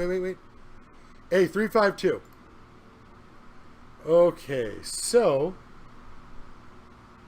Oh, customer story of the week, please. Well, boss, can you hear me? Ah, now I can hear you. I guess now. I guess you can't hear me. Okay. Good morning, 352. Hello, test. Testing. Test 1 2. Test 1 2. Testes. Nice. That's super funny. Okay, so 352. I appreciate the testes. I love that. It's like my own Baba Booey. So I always appreciate that. At some point, I'm going to learn how to block callers. Let's see. Anyway, so yes. Okay, yes and no about filming the expo. I will take some film. It will be very security conscious. It'll just be a little blurbs and stuff to sort of prove that I was there so you guys could see it. Because listen, I'm going to go there and I'm the first one. Okay, customer stories. Oh, you know what? Let's do this. I got something. I just want to show you guys a quick something. Let's do, that's this one. And check out this. I'll tell you something. Thanks to the Grow Boss, Grow Book, and Equipment Guide. Look at all this. Wow. Hey, there's a cigarette pack for scale. Wow. Would you believe I finished under 700 watt high pressure sodium in a 4.5 by 3.5 foot space? I used CO2. More or less, just followed the directions here in the Grow Book and Equipment Guide.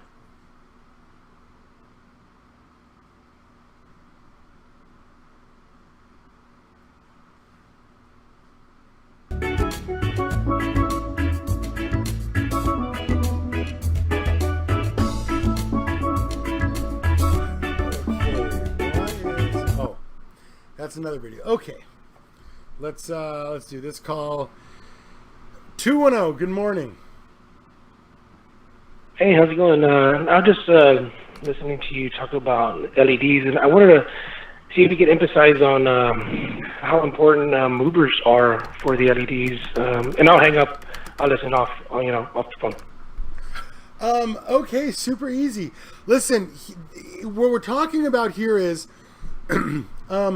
one of perspective. Our LEDs on light movers good? Hell yeah. I mean, like kind of LED music, Grow Boss. I'll show you. Like, I think let's see. Okay, let me check. I'll show you. I'm going to give you an example. Man, it's 10:40. Where does 2 hours go?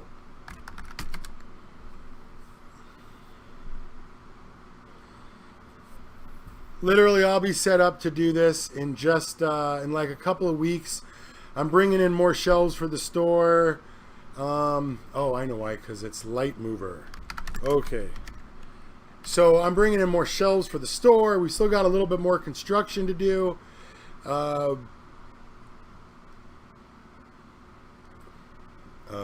love this one.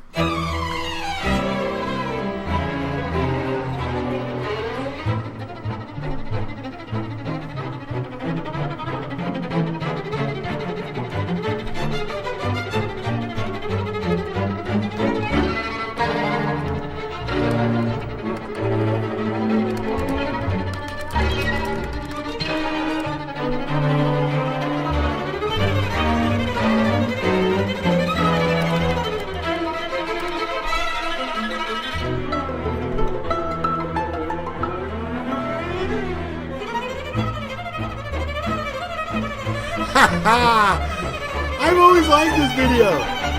There it is. Boom. Look at that kind mover. Okay. Let's take this a step back.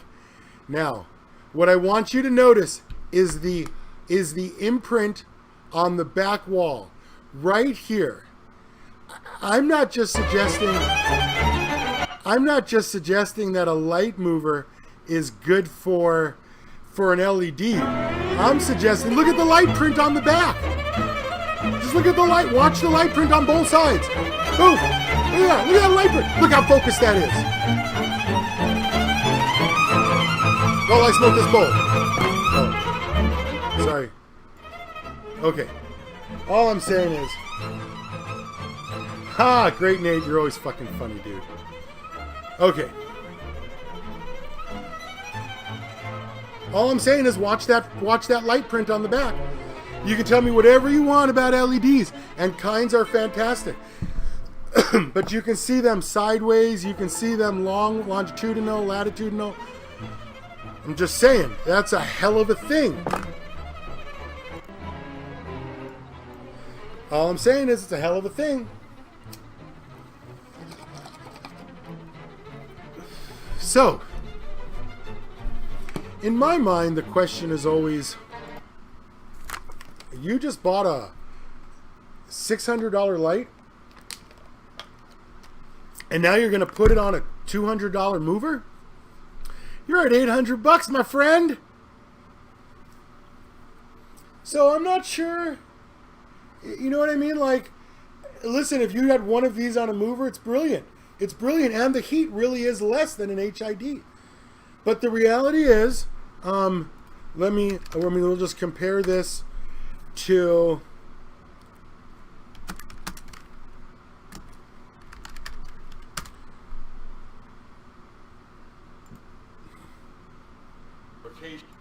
okay, that's a 3-light rotation. Let's just say the tents are $90 each, $270. You buy 3 4-foot 8 bulbs, $600, $870. Oh, that's everything. You're at $870 for 3 lights and 3 tents. You could have a 3-light rotation. And you don't need to move the lights because they fit. Then we look over here, and you're at $800 for the mover and the LED. Now remember, that's a real LED.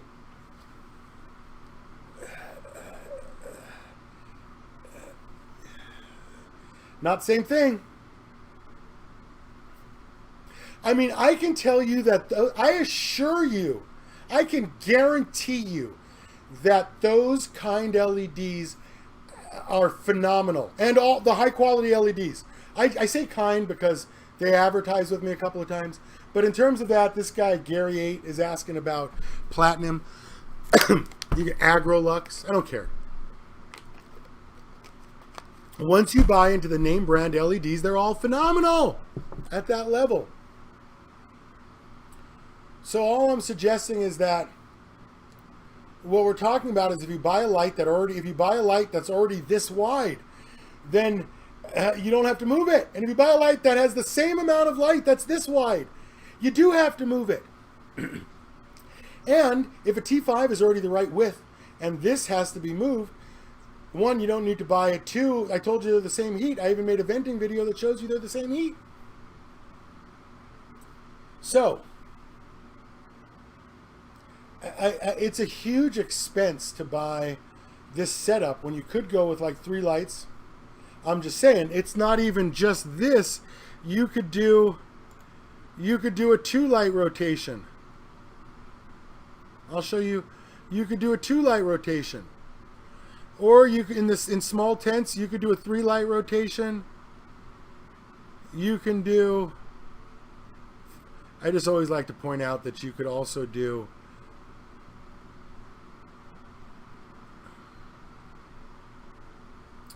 this video also has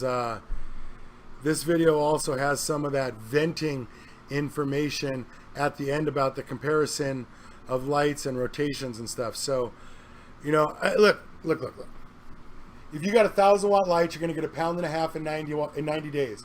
If you get a 4,600 and you're using the same electricity, you get 1.5 pounds, and you get 1 pound every 60 days. Both of them are 0.5 pound a month. So I'm just suggesting that there are these norms that we can quantify.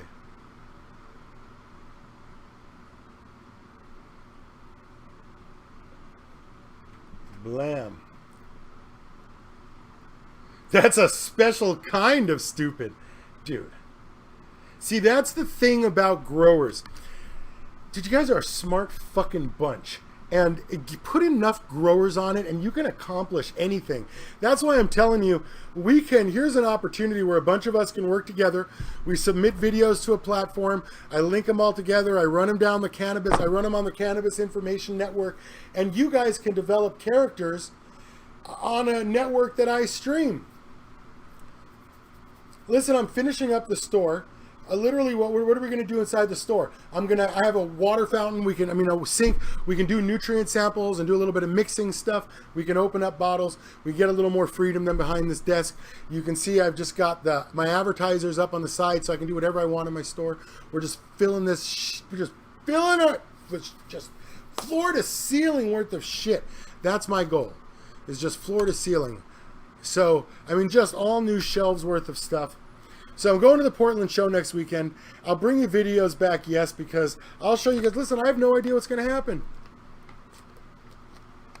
There are a couple of other people that wrote books.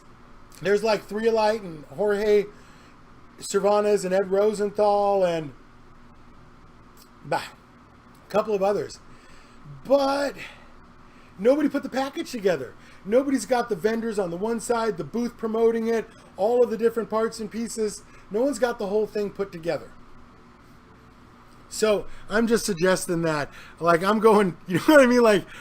Dude, I'm you guys. That's why I really got to say I like the webcast the best, because it really is a bunch of me and a bunch of growers, just dumb, stupid, aggressive 18 to 49-year-old males. I love it. There is just no empathy in the group. There is no slowing down. We have one gear and it's steamroll. Listen, if I have no idea about nutrients and I'm having a nutrient deficiency, clearly what I need to do is add more nutrients, right? Caller from earlier in the show. Yeah, so just get a light meant for the space. That's right, Clouds. Yeah. 700 LEDs sufficient for a 3x3. That seems like a lot, Steve. That seems like a lot of light.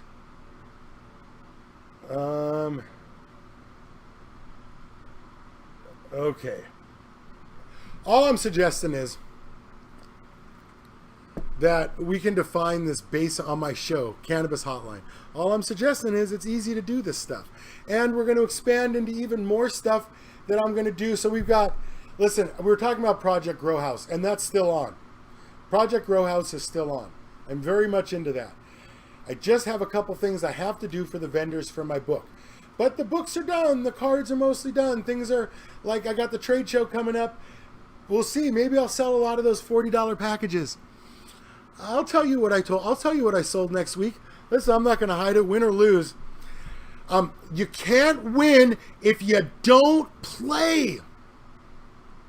But you still got to be the right equipment for whatever it is you're doing. But you can't win if you don't play. God, that's so important. People talk about the cannabis industry. There's so many holes and there's so many directions and decision trees. That's why I tell you guys, it is not a bad time to invest in the cannabis industry. I don't even have, I have some cannabis, but I invest in the cannabis industry. In a different way than a lot of others, but I found a niche. There's so much possibility in the cannabis industry. It's just getting started. So I'm super excited to see what happens in the Portland show. There's a lot of other books out there, but I don't think they're bringing books, maybe they sell them. I don't particularly think their banner is, I don't particularly think that their backdrop is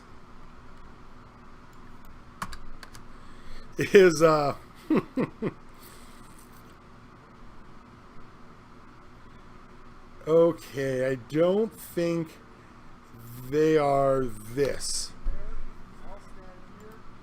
This is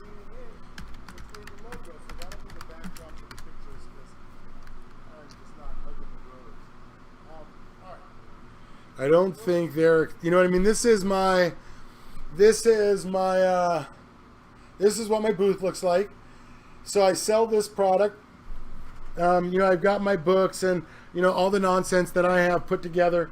I've got them in this show kit that I sell that I put together. And in this video, I sort of demonstrate to the vendors what's in it, all the stuff that I sell that's in it. So the vendors can, so not only are the vendors that are paying me so they can see what I'm doing, I'll have some video of the show so they can see how it turned out too. Listen, I can't guarantee the turnout. What I can do is guarantee that I'm on point in this industry for what we do. That's my job. That's my responsibility. I'll tell you, I'm mostly excited because I have the whole center of my store after we do this construction. Because in the window that you see right above me, you see the advertisers that I have. Ooh. New bong water.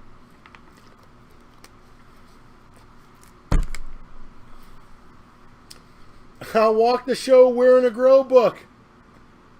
Dude, I love that. That's so fucking funny. Okay, so remember, if you like this channel, you gotta click on, listen, oh, hey, Grow Boss. Hey, Grow Boss, if you like the channel, click the like button, subscribe to the channel. It's always super helpful. You know, these are things that I'm doing. We're coming up with the Cannabis Information Network, and, you know, my email is thegrowboss@yahoo.com. I'm just suggesting that, like, I've got this platform that I can expand on. Maybe you in your area can put together something where you report on your state. So one of the things that I was thinking, okay. All right, I'm always super honest with you. So, no point stopping now, right? So I got somebody had pointed out that I could do the Home Shopping Network, CSN. Cannabis Shopping Hotline, CSH. Okay. Listen, that doesn't escape me. Do you know why I use this mic instead of just putting on a headphone? You saw I used to use a headphone. Do you know why I use this mic? Because the instant I put on one of those headsets, I'm going to be the ShamWow guy. Soon as I put on a headset, I already catch grief about being the ShamWow guy. Already. What the fuck would happen if I put on the headset? He's the ShamWow guy. I have been avoiding the headset at great effort and expense. You've seen, like, I'm paranoid. You see me check my computer screen. Gotta make sure. Grow Boss Mike, don't wanna, dude. I'm telling you. As soon as I put that thing on, I'm like, hey, listen, I don't need that hassle. I already get it enough. So,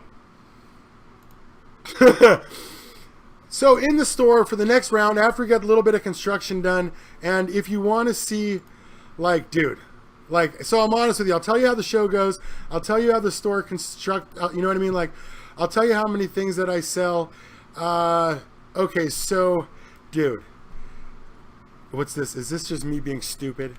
Okay, so somewhere in here is, dude, somewhere in here, I don't even think I'm going to post up the video, but somewhere in here I'm dancing. What would we, oh, I just love, dude, I am so super funny. I'll show you how funny I am.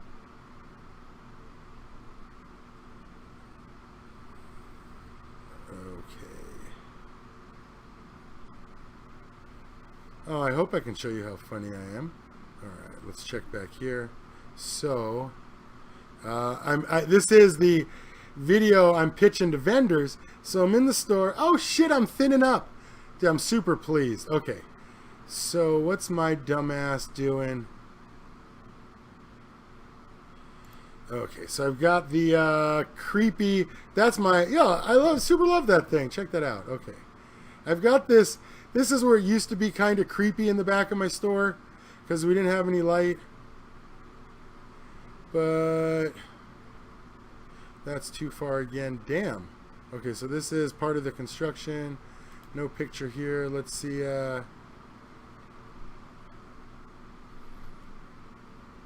What are they going to show me?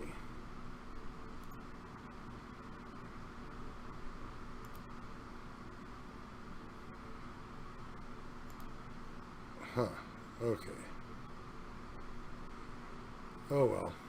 So, I guess I won't be able to show you how funny I am until the whole video comes out. Oh, there it is. That's how fucking funny I am.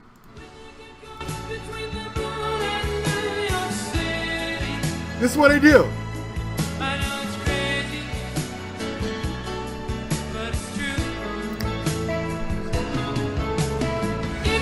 This is what I do. No, but seriously, I do like the way my store is coming together. All right, listen, this is what I do. I sit here and I get time in my store and I shoot video and This is my desk on the weekend. Oh my God. Anyway.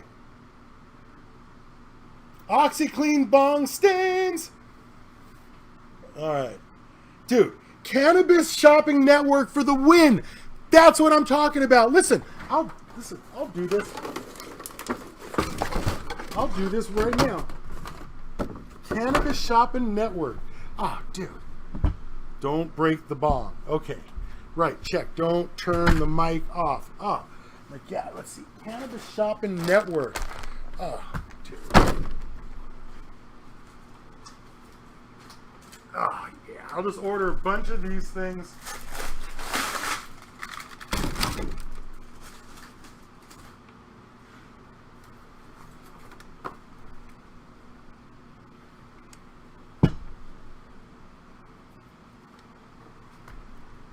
Oh, yeah, it's totally like, I can't wait, right? Because you already know what it's going to be like, I mean, except for the ShamWow mic, right? So you're going to get what's included.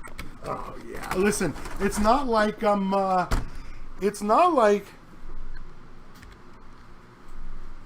on.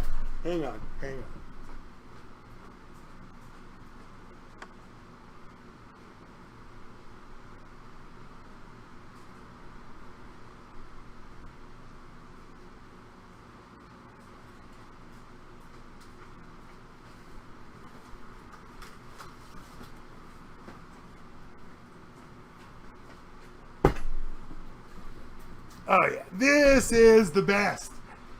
Because it's super fucking funny too, right? Because you already know what this looks like. Okay, so we don't need this one. What do we got? For $99, what do we got? Delivered anywhere in the... Oh, see? Gotta pay attention. $70 CFL. Got a bunch of them. $100 CO2 monitor controller Titan. So what does this look like? Ah, yeah. You're gonna love your buds with this complete system from Mondi with a 7-inch Mondi dome. And what else do you get, right? For Root 50 Root Riot starter plugs, you get Clonex Clone Solution starter pack, 15 mils with 20 mils with 15, plus you'll get the little pipettes, which are not in my hand, but you know what I'm talking about. You'll get 2 little pipettes for mixing nutrients. You'll get Clonex brooding gel. You get a 72 count insert with a 2x8 with an 18x24 cut kit tray, a 40 watt T5 light, a 24 watt, 2 foot single bulb T5 light, all for $99. Which is a deal, because if you added up all these items separately at your local Hydra store, it'd be $842. So, for a limited time. All right, so fade to black now for a limited time. Come back right now. You can also have a super sprouter heating mat. And that thing that controls it, which isn't in this hand over here, but is on that shelf right there. You can have that for just shipping and handling more. Blah, blah. Oh, dude, the Cannabis Shopping Network. You can buy all these little kits and stuff. You can put them together. Otherwise, we're going to end up with, here we are. You're going to want an 1/8 of this ocean-grown California Kush, where not only does it have that deep, diesel-y dank, it's also got notes of salt water with a little bit of sand in it like it was grown outdoors. Ocean Bud smokes. I've got a caller calling into the show to buy some Ocean Bud right now. Can I help you?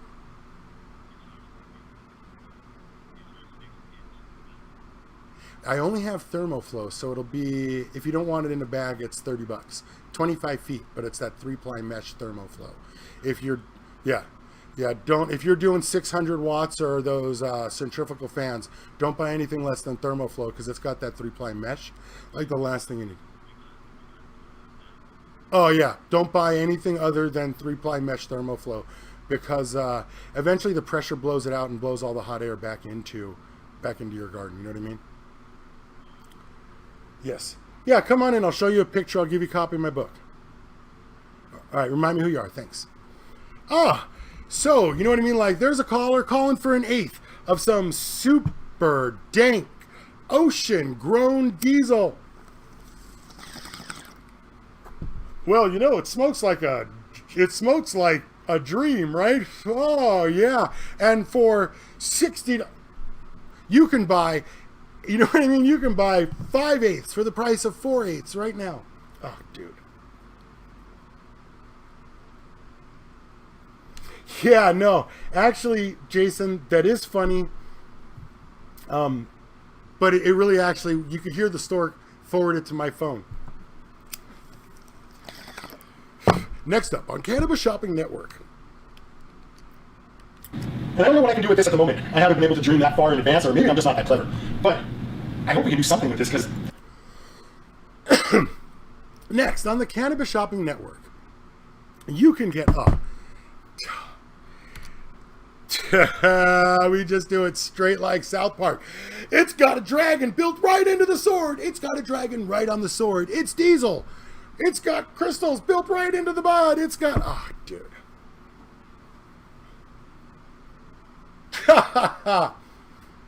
Listen, as always, I'd always like to extend on you should, let's start with, you should like, comment on the videos. You should like them, give them a thumbs up. I make my money off the advertising end and selling books. That's why the videos are always commercial free. That's why I don't have a subscription based channel yet. Dun dun dun. Dramatic sound effect button.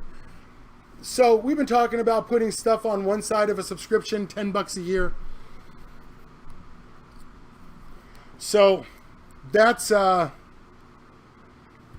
put some subscription stuff up, maybe make a little revenue on that end. But I've got a Cannabis Information Network where we could do real news, where you guys could develop real characters. Think about it. I've got this network called Cannabis Information Network. You are a video editor.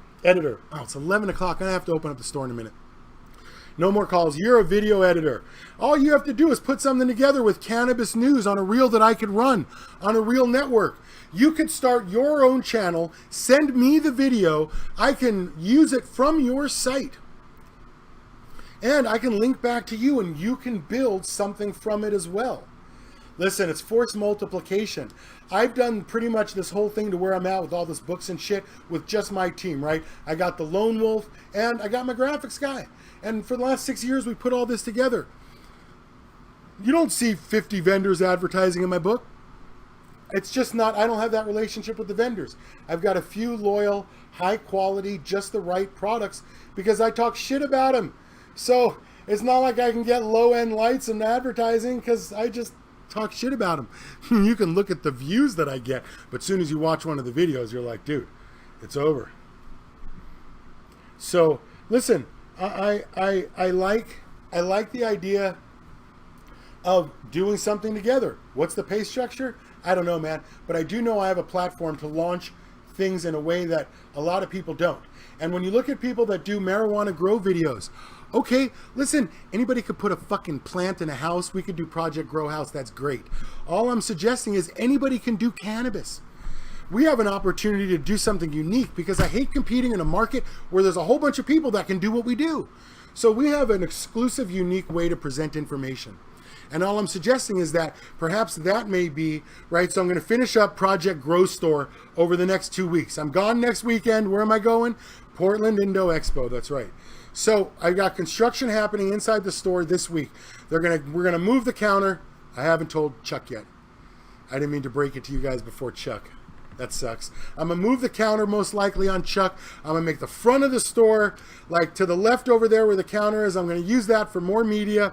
I'm gonna bring the counter back. I'm gonna give myself a large section in the store right here down the middle for me to do a couple of different things. I'll be able to have a table like this.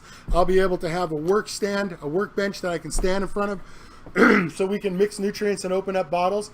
I mean, who else is going to open up bottles and take you through a store and talk about the equipment? Listen, everybody can, oh my God, everybody can grow cannabis. I can keep showing you the Bushmaster. I get the idea about Project Grow House. It totally intrigues me too. And I'm actually looking at a house, and we may do that. All I'm saying is, it's if I do Project Grow House or this show, it's just me. But if we, Ricardo Hernandez, listen, your last name is Hernandez, so I'm going to assume that you speak, right, Russian. So, listen, if you want to provide a Russian segment for me, I mean, I wouldn't want to falsely stereotype you, but listen, I get requests for my book in Espanol all the time. I would appreciate the diversity.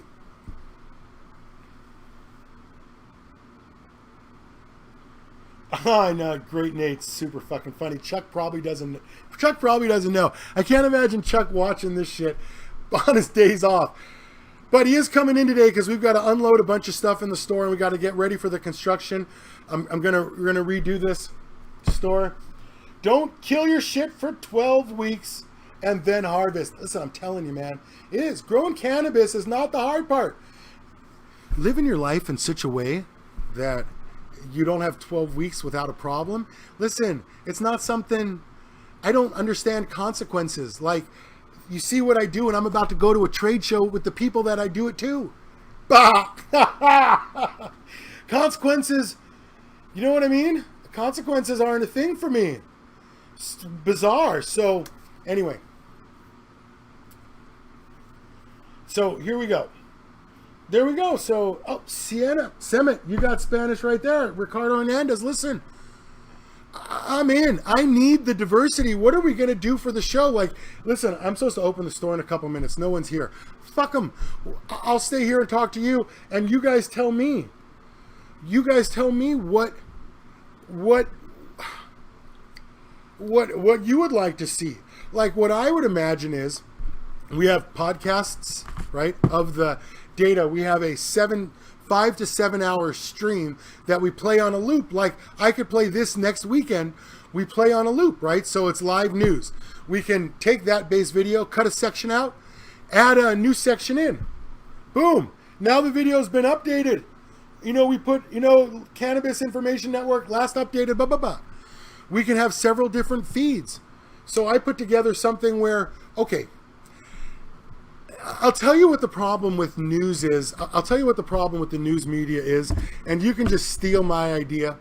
But I'll tell you what the problem with news is. They give you the story, but there's never any context to it.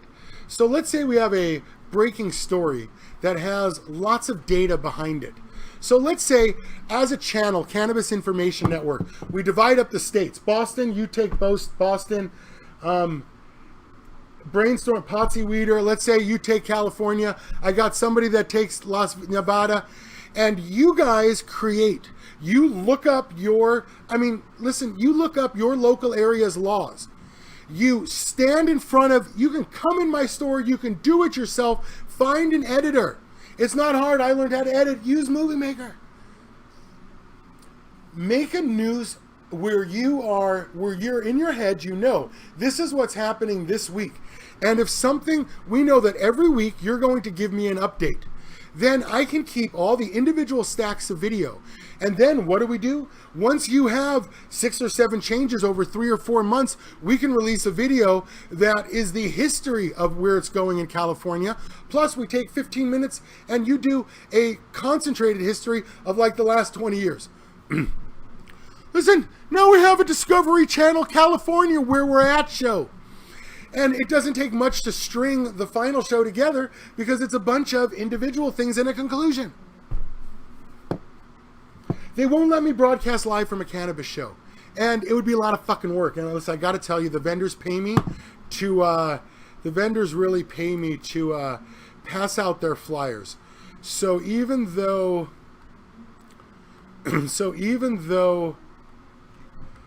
I'm going to the show. Let me see. So even though I'm going to the show, I still have to remember that I'm paid to pass out flyers. So here's, you know what I mean? Like here's me passing out. This is what I'm going to do. So that's what I offer them. That's what they're paying me for. Then I get to sell books in the background. That works for me too. Ugh, I don't even know what just happened. What does that button do? Oh, it's the next. So, listen, we have the opportunity to put some together. Do it like that. And then I'm not responsible for all the components, but I can string it together and post up the show. And you guys, I'm just saying that we have the opportunity to everybody take a small part of it. I don't know which one's going to work. We string it all together. You guys upload it to a YouTube channel where I can download it, string it together. We get it formatted that way. Once a week I spend a couple of hours running it together, and now we get good at something. Now that would be separate from what I do here. Like the Grow Boss show is the Grow Boss show. Like I don't want this channel to be everything about the Grow Boss, or I would just read all the articles and summarize them, like, you know what I mean?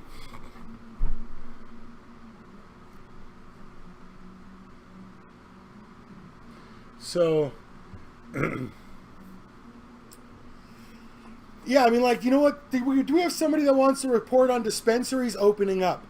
Listen, I don't care what state you're in. You can report on dispensaries opening up in every state. And here we have somebody who's tracking. You go on, get on Google, you confirm it. You have a dispensary list. You know dispensaries. I mean, I own everydispensary.com. We tried to track that for a while, but reporting on it sort of has a different flavor to it. But I like that. I mean, there's all sorts of aspect that anywhere from 160 to 200 growers can't possibly think about something. Hemp weaving hour, that might get its own channel.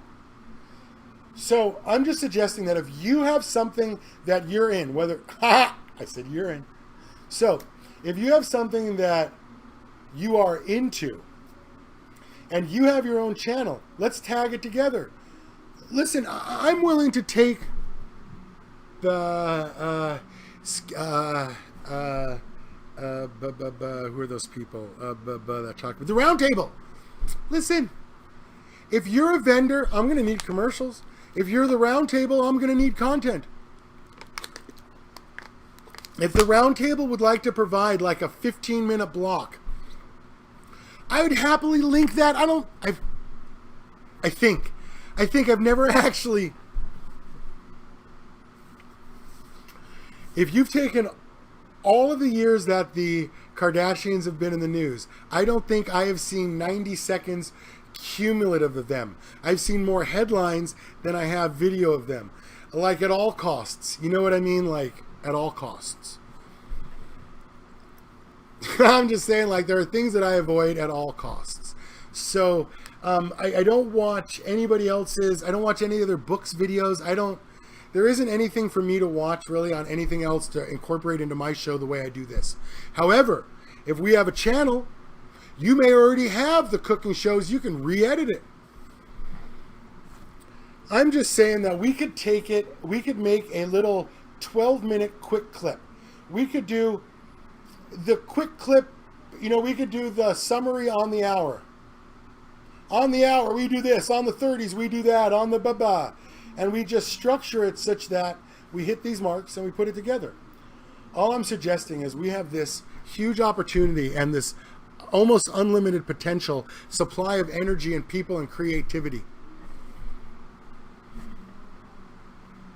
Here I have the opportunity to coordinate the effort, to put these things together, to make these shows. You have your channel. I don't even want your channel. You have your channel. You start up your channel. I run the video. We add the click-tos to your channel. We promote your channel.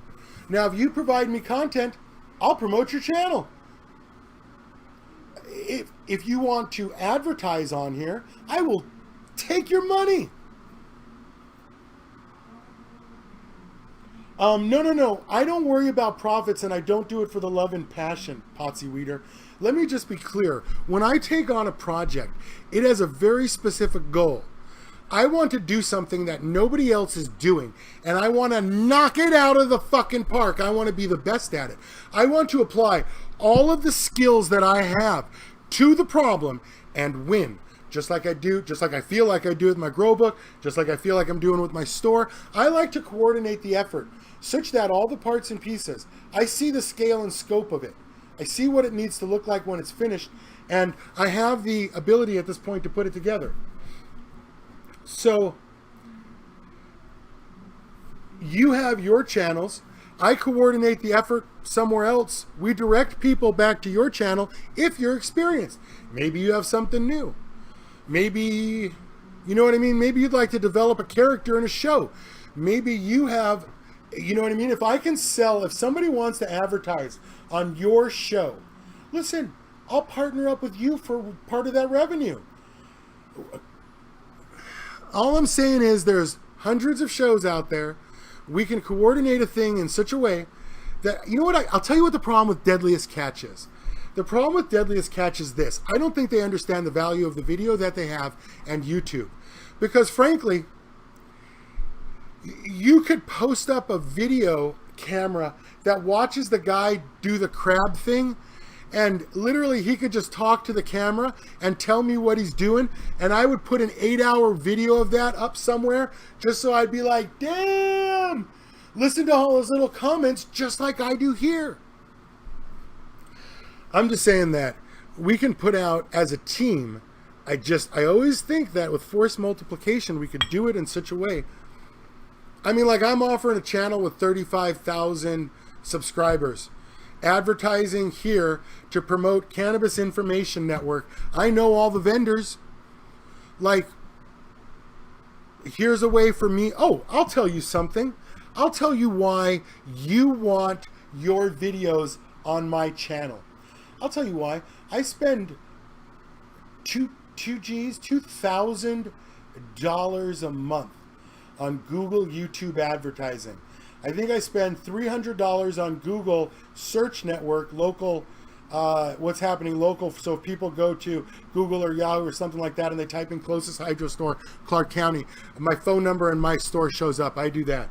I also spend money every day on YouTube for Inside Clark County, Bullhead City, where I run a commercial that's literally like, I don't even think I can switch to the commercial right now, but I run a commercial that says, hey, if you found this video, you've been looking for videos about how to grow cannabis. We buy new, we buy used, we buy...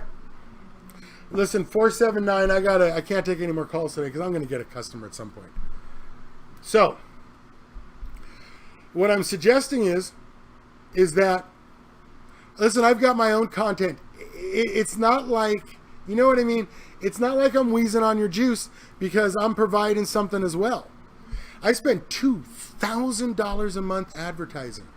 I am paid more than half of it. So I run commercials for vendors. Hey, that great root race, if you win with the Clonex solution, that winner video gets $450 a month. Promo paid out, $500 a month. Where it's nationally in the United States, actually lower 48, whatever.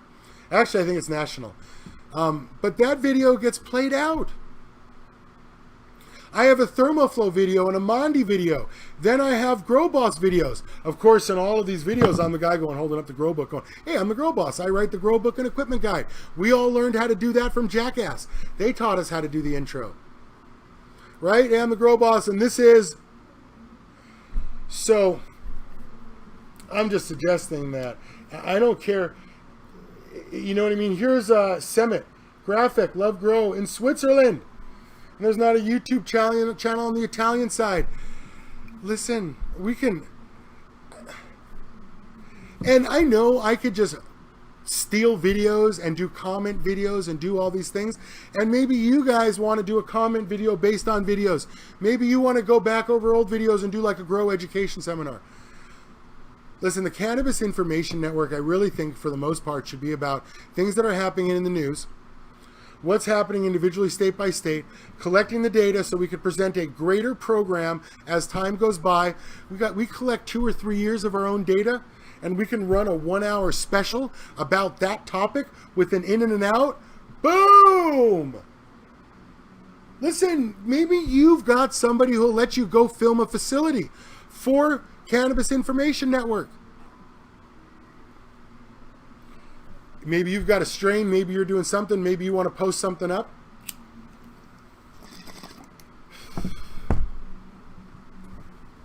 I don't know. Project Grow House. I know.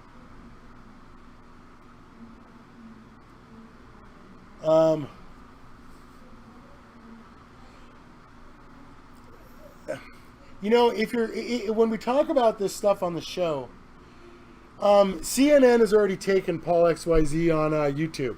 I got Cannabis Information Network. I bought the website too before I said anything. I mean, literally, somebody gave me the idea on Thursday, and by today, I already have the business model plan laid out.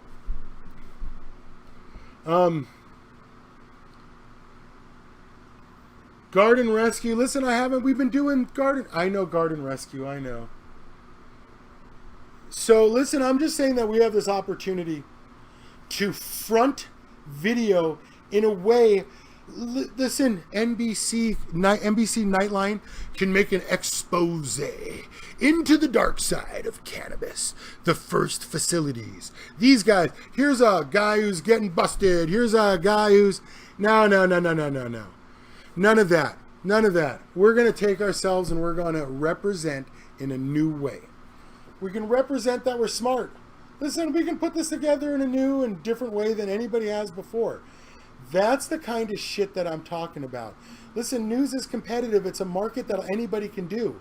But it's not a market that anybody is prepared to grab hold of in a way that we are. Listen, Marlboro's not in the market yet. You know why? Because you can't transport it across state lines. Soon as Marlboro's in the market, Coors is going to buy Budweiser. Budweiser's going to buy Anheuser-Busch. Anheuser-Busch is going to buy Fat Tire, all the other beers, and they're going to end up being InBev.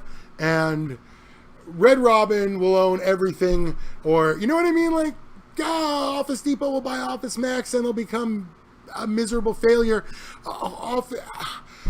Circuit City will go out of business, and it'll just be Best Buy, who did a good job. All I'm saying is, we can scope it toward weed.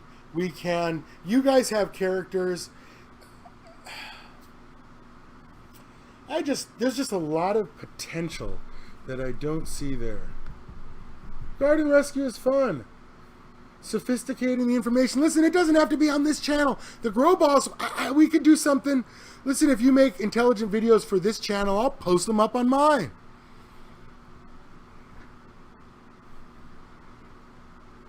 But I pay to advertise. So why do you want to run with me? I'll tell you why. If you have an idea that you want to invest in, I will advertise my channel with the sophistication that I do.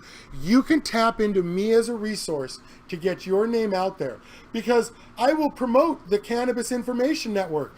Why? Because at the end of it, I'm going to try to sell my book. Bah!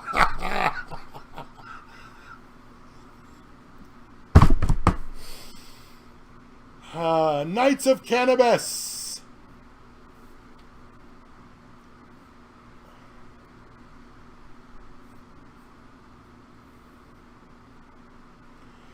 I'll tell you why I don't mind putting the information out there.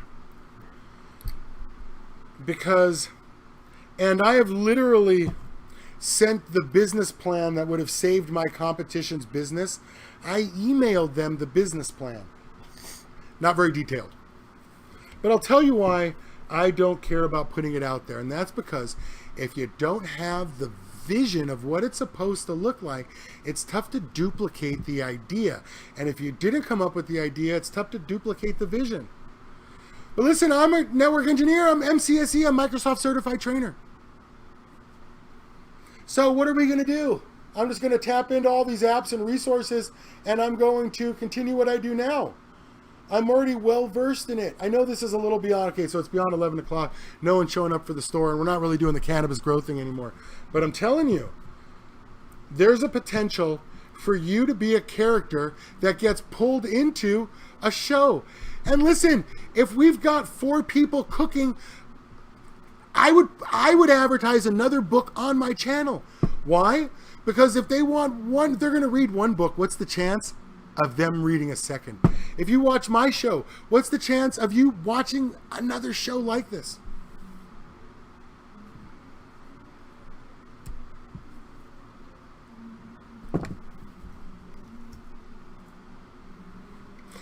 I'm really not that funny. Listen, I'm really not that funny.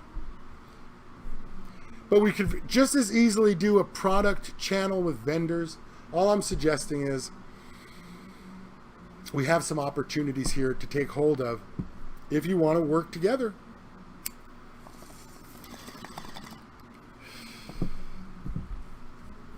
Cloverleaf University.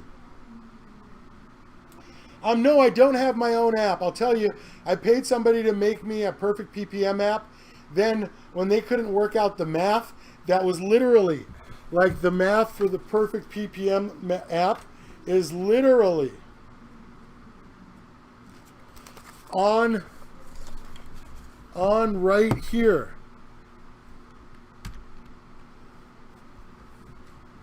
Like I might even have it.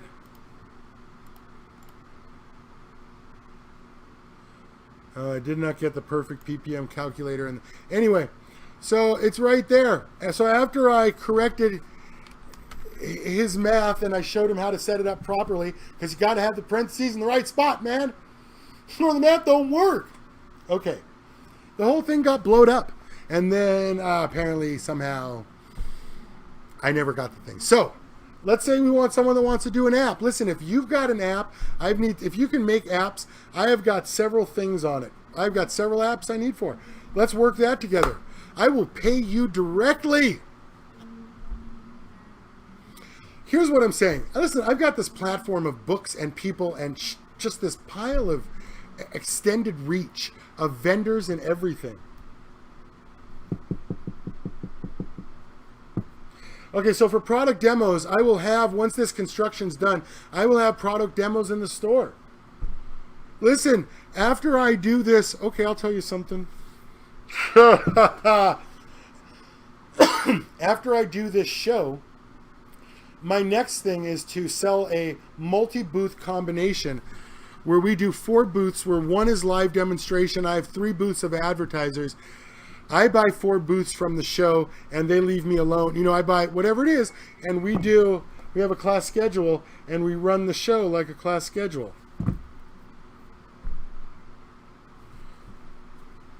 Perfect, scammer. Okay. Hey, listen, swagger culturist. That space video, I learned how to do a green screen. Do you know why I did that space video? Because turbo cloners, dude, do you know why I took the time to make that corny space video?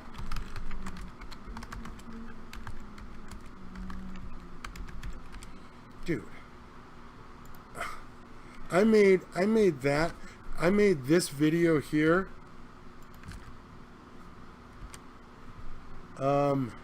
This video here, because when you look at the final results of Turbo Clone, dude, 14 days, boing. You know what I mean? Swing. All I'm saying is, no. I mean, I don't know how to show this company the respect it deserves to grow roots like that in 14 days, except to, and listen, there's a shorter version of this. All I'm saying is I learned how to do a green screen. You know why I did that? Because literally, I'm redoing my store, and we are going to make this into a studio. And I can drop a green screen now. I can do this show anywhere in my store because my advertisers, I'm even getting better at which side to point on because my advertiser's right there. Look at CloneX. Advertising theme song, CloneX, Motors, Mondi. Oh shit, here's some Mondi shit right here. Listen, I'm gonna have commercials. All I'm saying is, cannabis consulting is a huge industry. I do more of those fucking $49 an hour phone calls. I can't believe how many of those I have to do. They're hard to track too, because not everybody's always available. You miss calls, the stores go. Dude, do 35 of those things a month. There are companies that come to your facility, guarantee you a certain amount of yield, and they guarantee you a certain amount of price for that yield. You literally have the facility, and they come in and do it for you. You're late.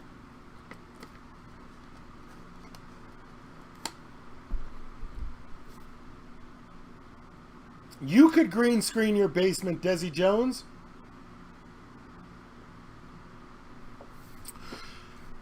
Look, and all I'm saying is, I did this book called Vegas Cannabis, Vegas Smoke. I did this advertising where I went to all the dispensaries that opened up 5 years ago. All the dispensaries, yeah. We went from 0 to 50 dispensaries in 100 days, and I went to all of them. It was insane, the people that were there. So the cops busted them. You heard me tell the story. They busted 40 of them down to 10 because 10s are easier to watch. Then after a few months, they busted 10. Then for the next 2 years, they were just picking those people off. Okay. Dude, all I'm saying is some good fucking news happening in other cities. Report on cannabis busts. All I'm saying is I can do green screen ads. All I'm saying is, you know,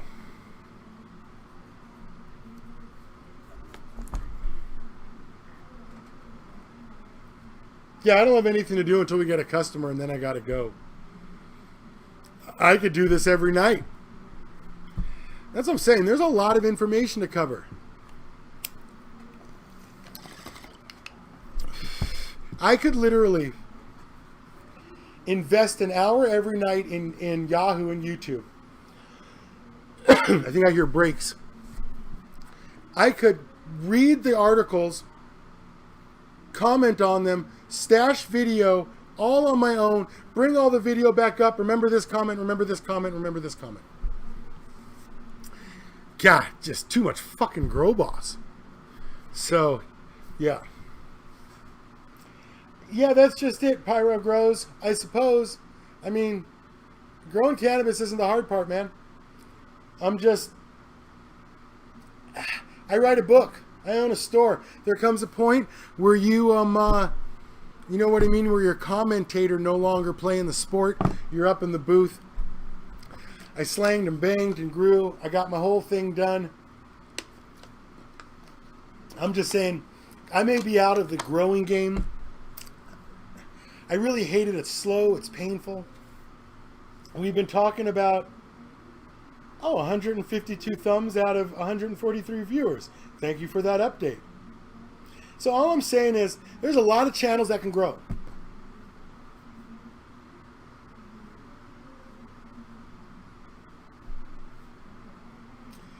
Okay, so Cannabis Boot Camp. So we could, what?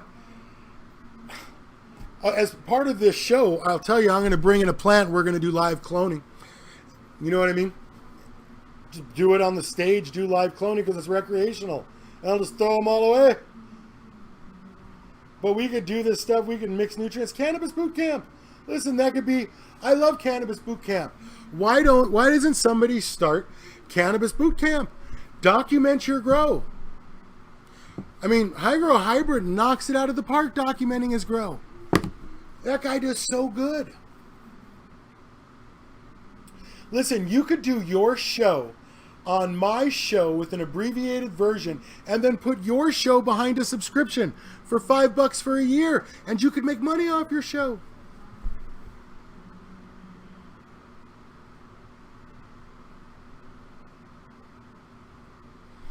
All I'm saying is, like, my videos are all commercial free because I get paid in a way that nobody else that does this gets paid. I get paid by the vendors to make the videos. Then when you watch the videos, I get paid when you buy the kits of books. Nobody has, right? Like, literally, the vendors pay me to make commercials for them, and in those commercials, I'm advertising my books that those vendors are in. I mean, how's that for a 3 for $1? You pay for a video that sells that shows you a video that you're in, that sells a magazine and books that you're in. One of the things that I've done in all new books is I literally put inside the pages is I link the videos. So I have so many videos about so much product. In the venting part of the book, I say, check out the venting. Check out venting videos with ThermoFlow. ThermoFlow advertised in the book. There's a link to the video that literally has a demonstration for everything you need. And I can do that all commercial free because they're all in the book. And because when you guys watch this, I sell the books. So I have a revenue stream in a way that the other people don't, because I'm uncommercialized. I mean, except for all the advertising that I do, right? I mean, fuck. GreenPad, CloneX, all I'm saying.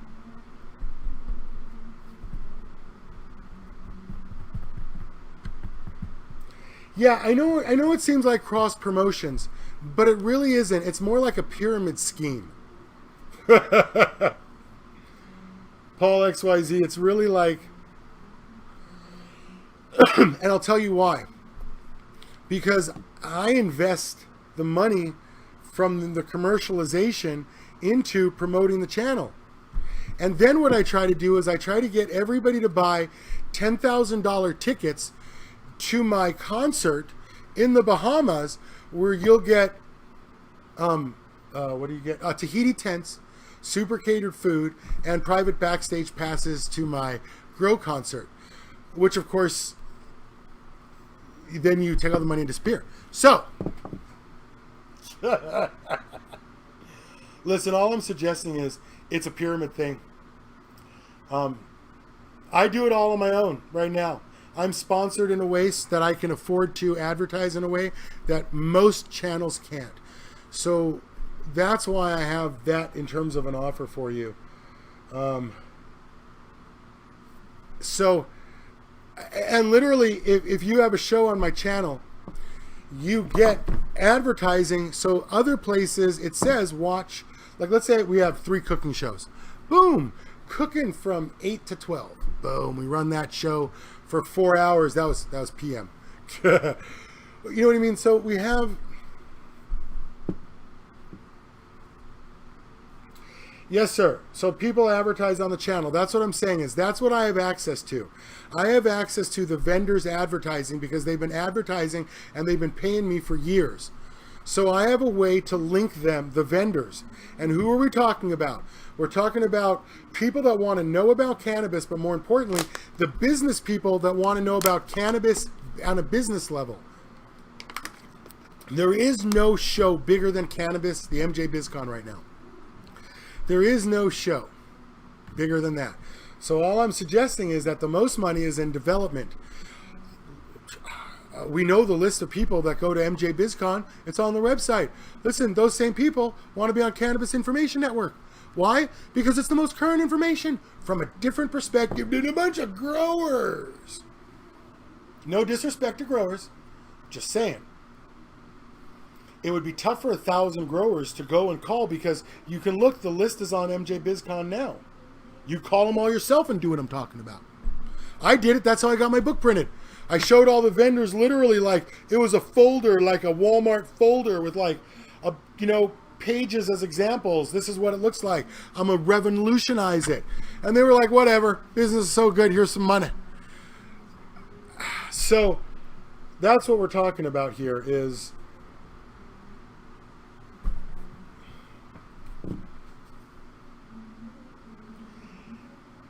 I'm just saying that we have the ability to present information to several different demographics.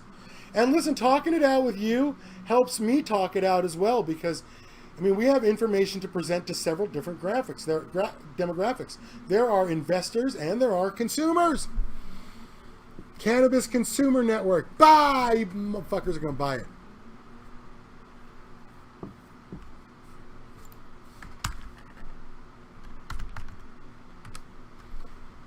So, I'm just suggesting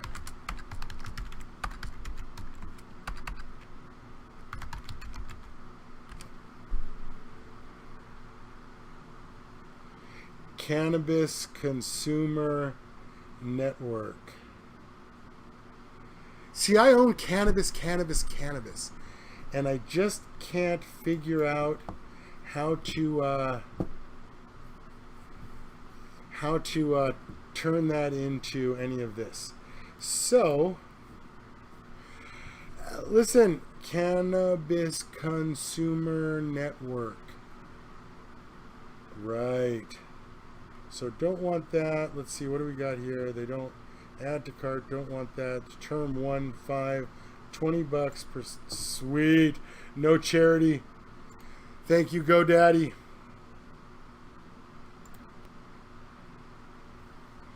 Boom! So there we go. So we got Cannabis Consumer Network. Listen, I own everyhydrostore.com. I own everyfacility.com. I own everydispensary.com. I own Weedleaf and Weedmaps.com. All I'm just suggesting is, you know what I mean? We can do something together as a team in a way that, yeah.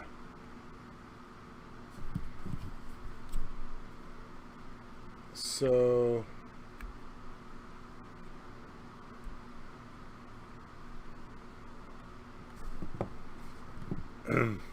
anyway, so that's what I consider to be the next project. Now I'll still keep doing these, and depending on how quick we move into that depends on some of the skills that you guys have.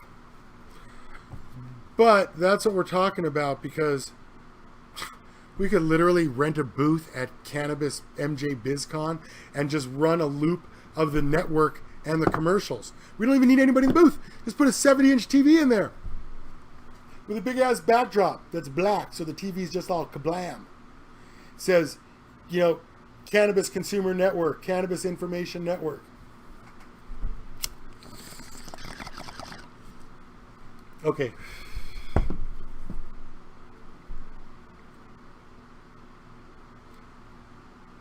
Oh, I own priceofweed.com. What do I own? Oh, God. I'm just saying. No, I don't own Weed Maps. I own the website called Leafly and Weedmaps.com. I don't own Weed Maps.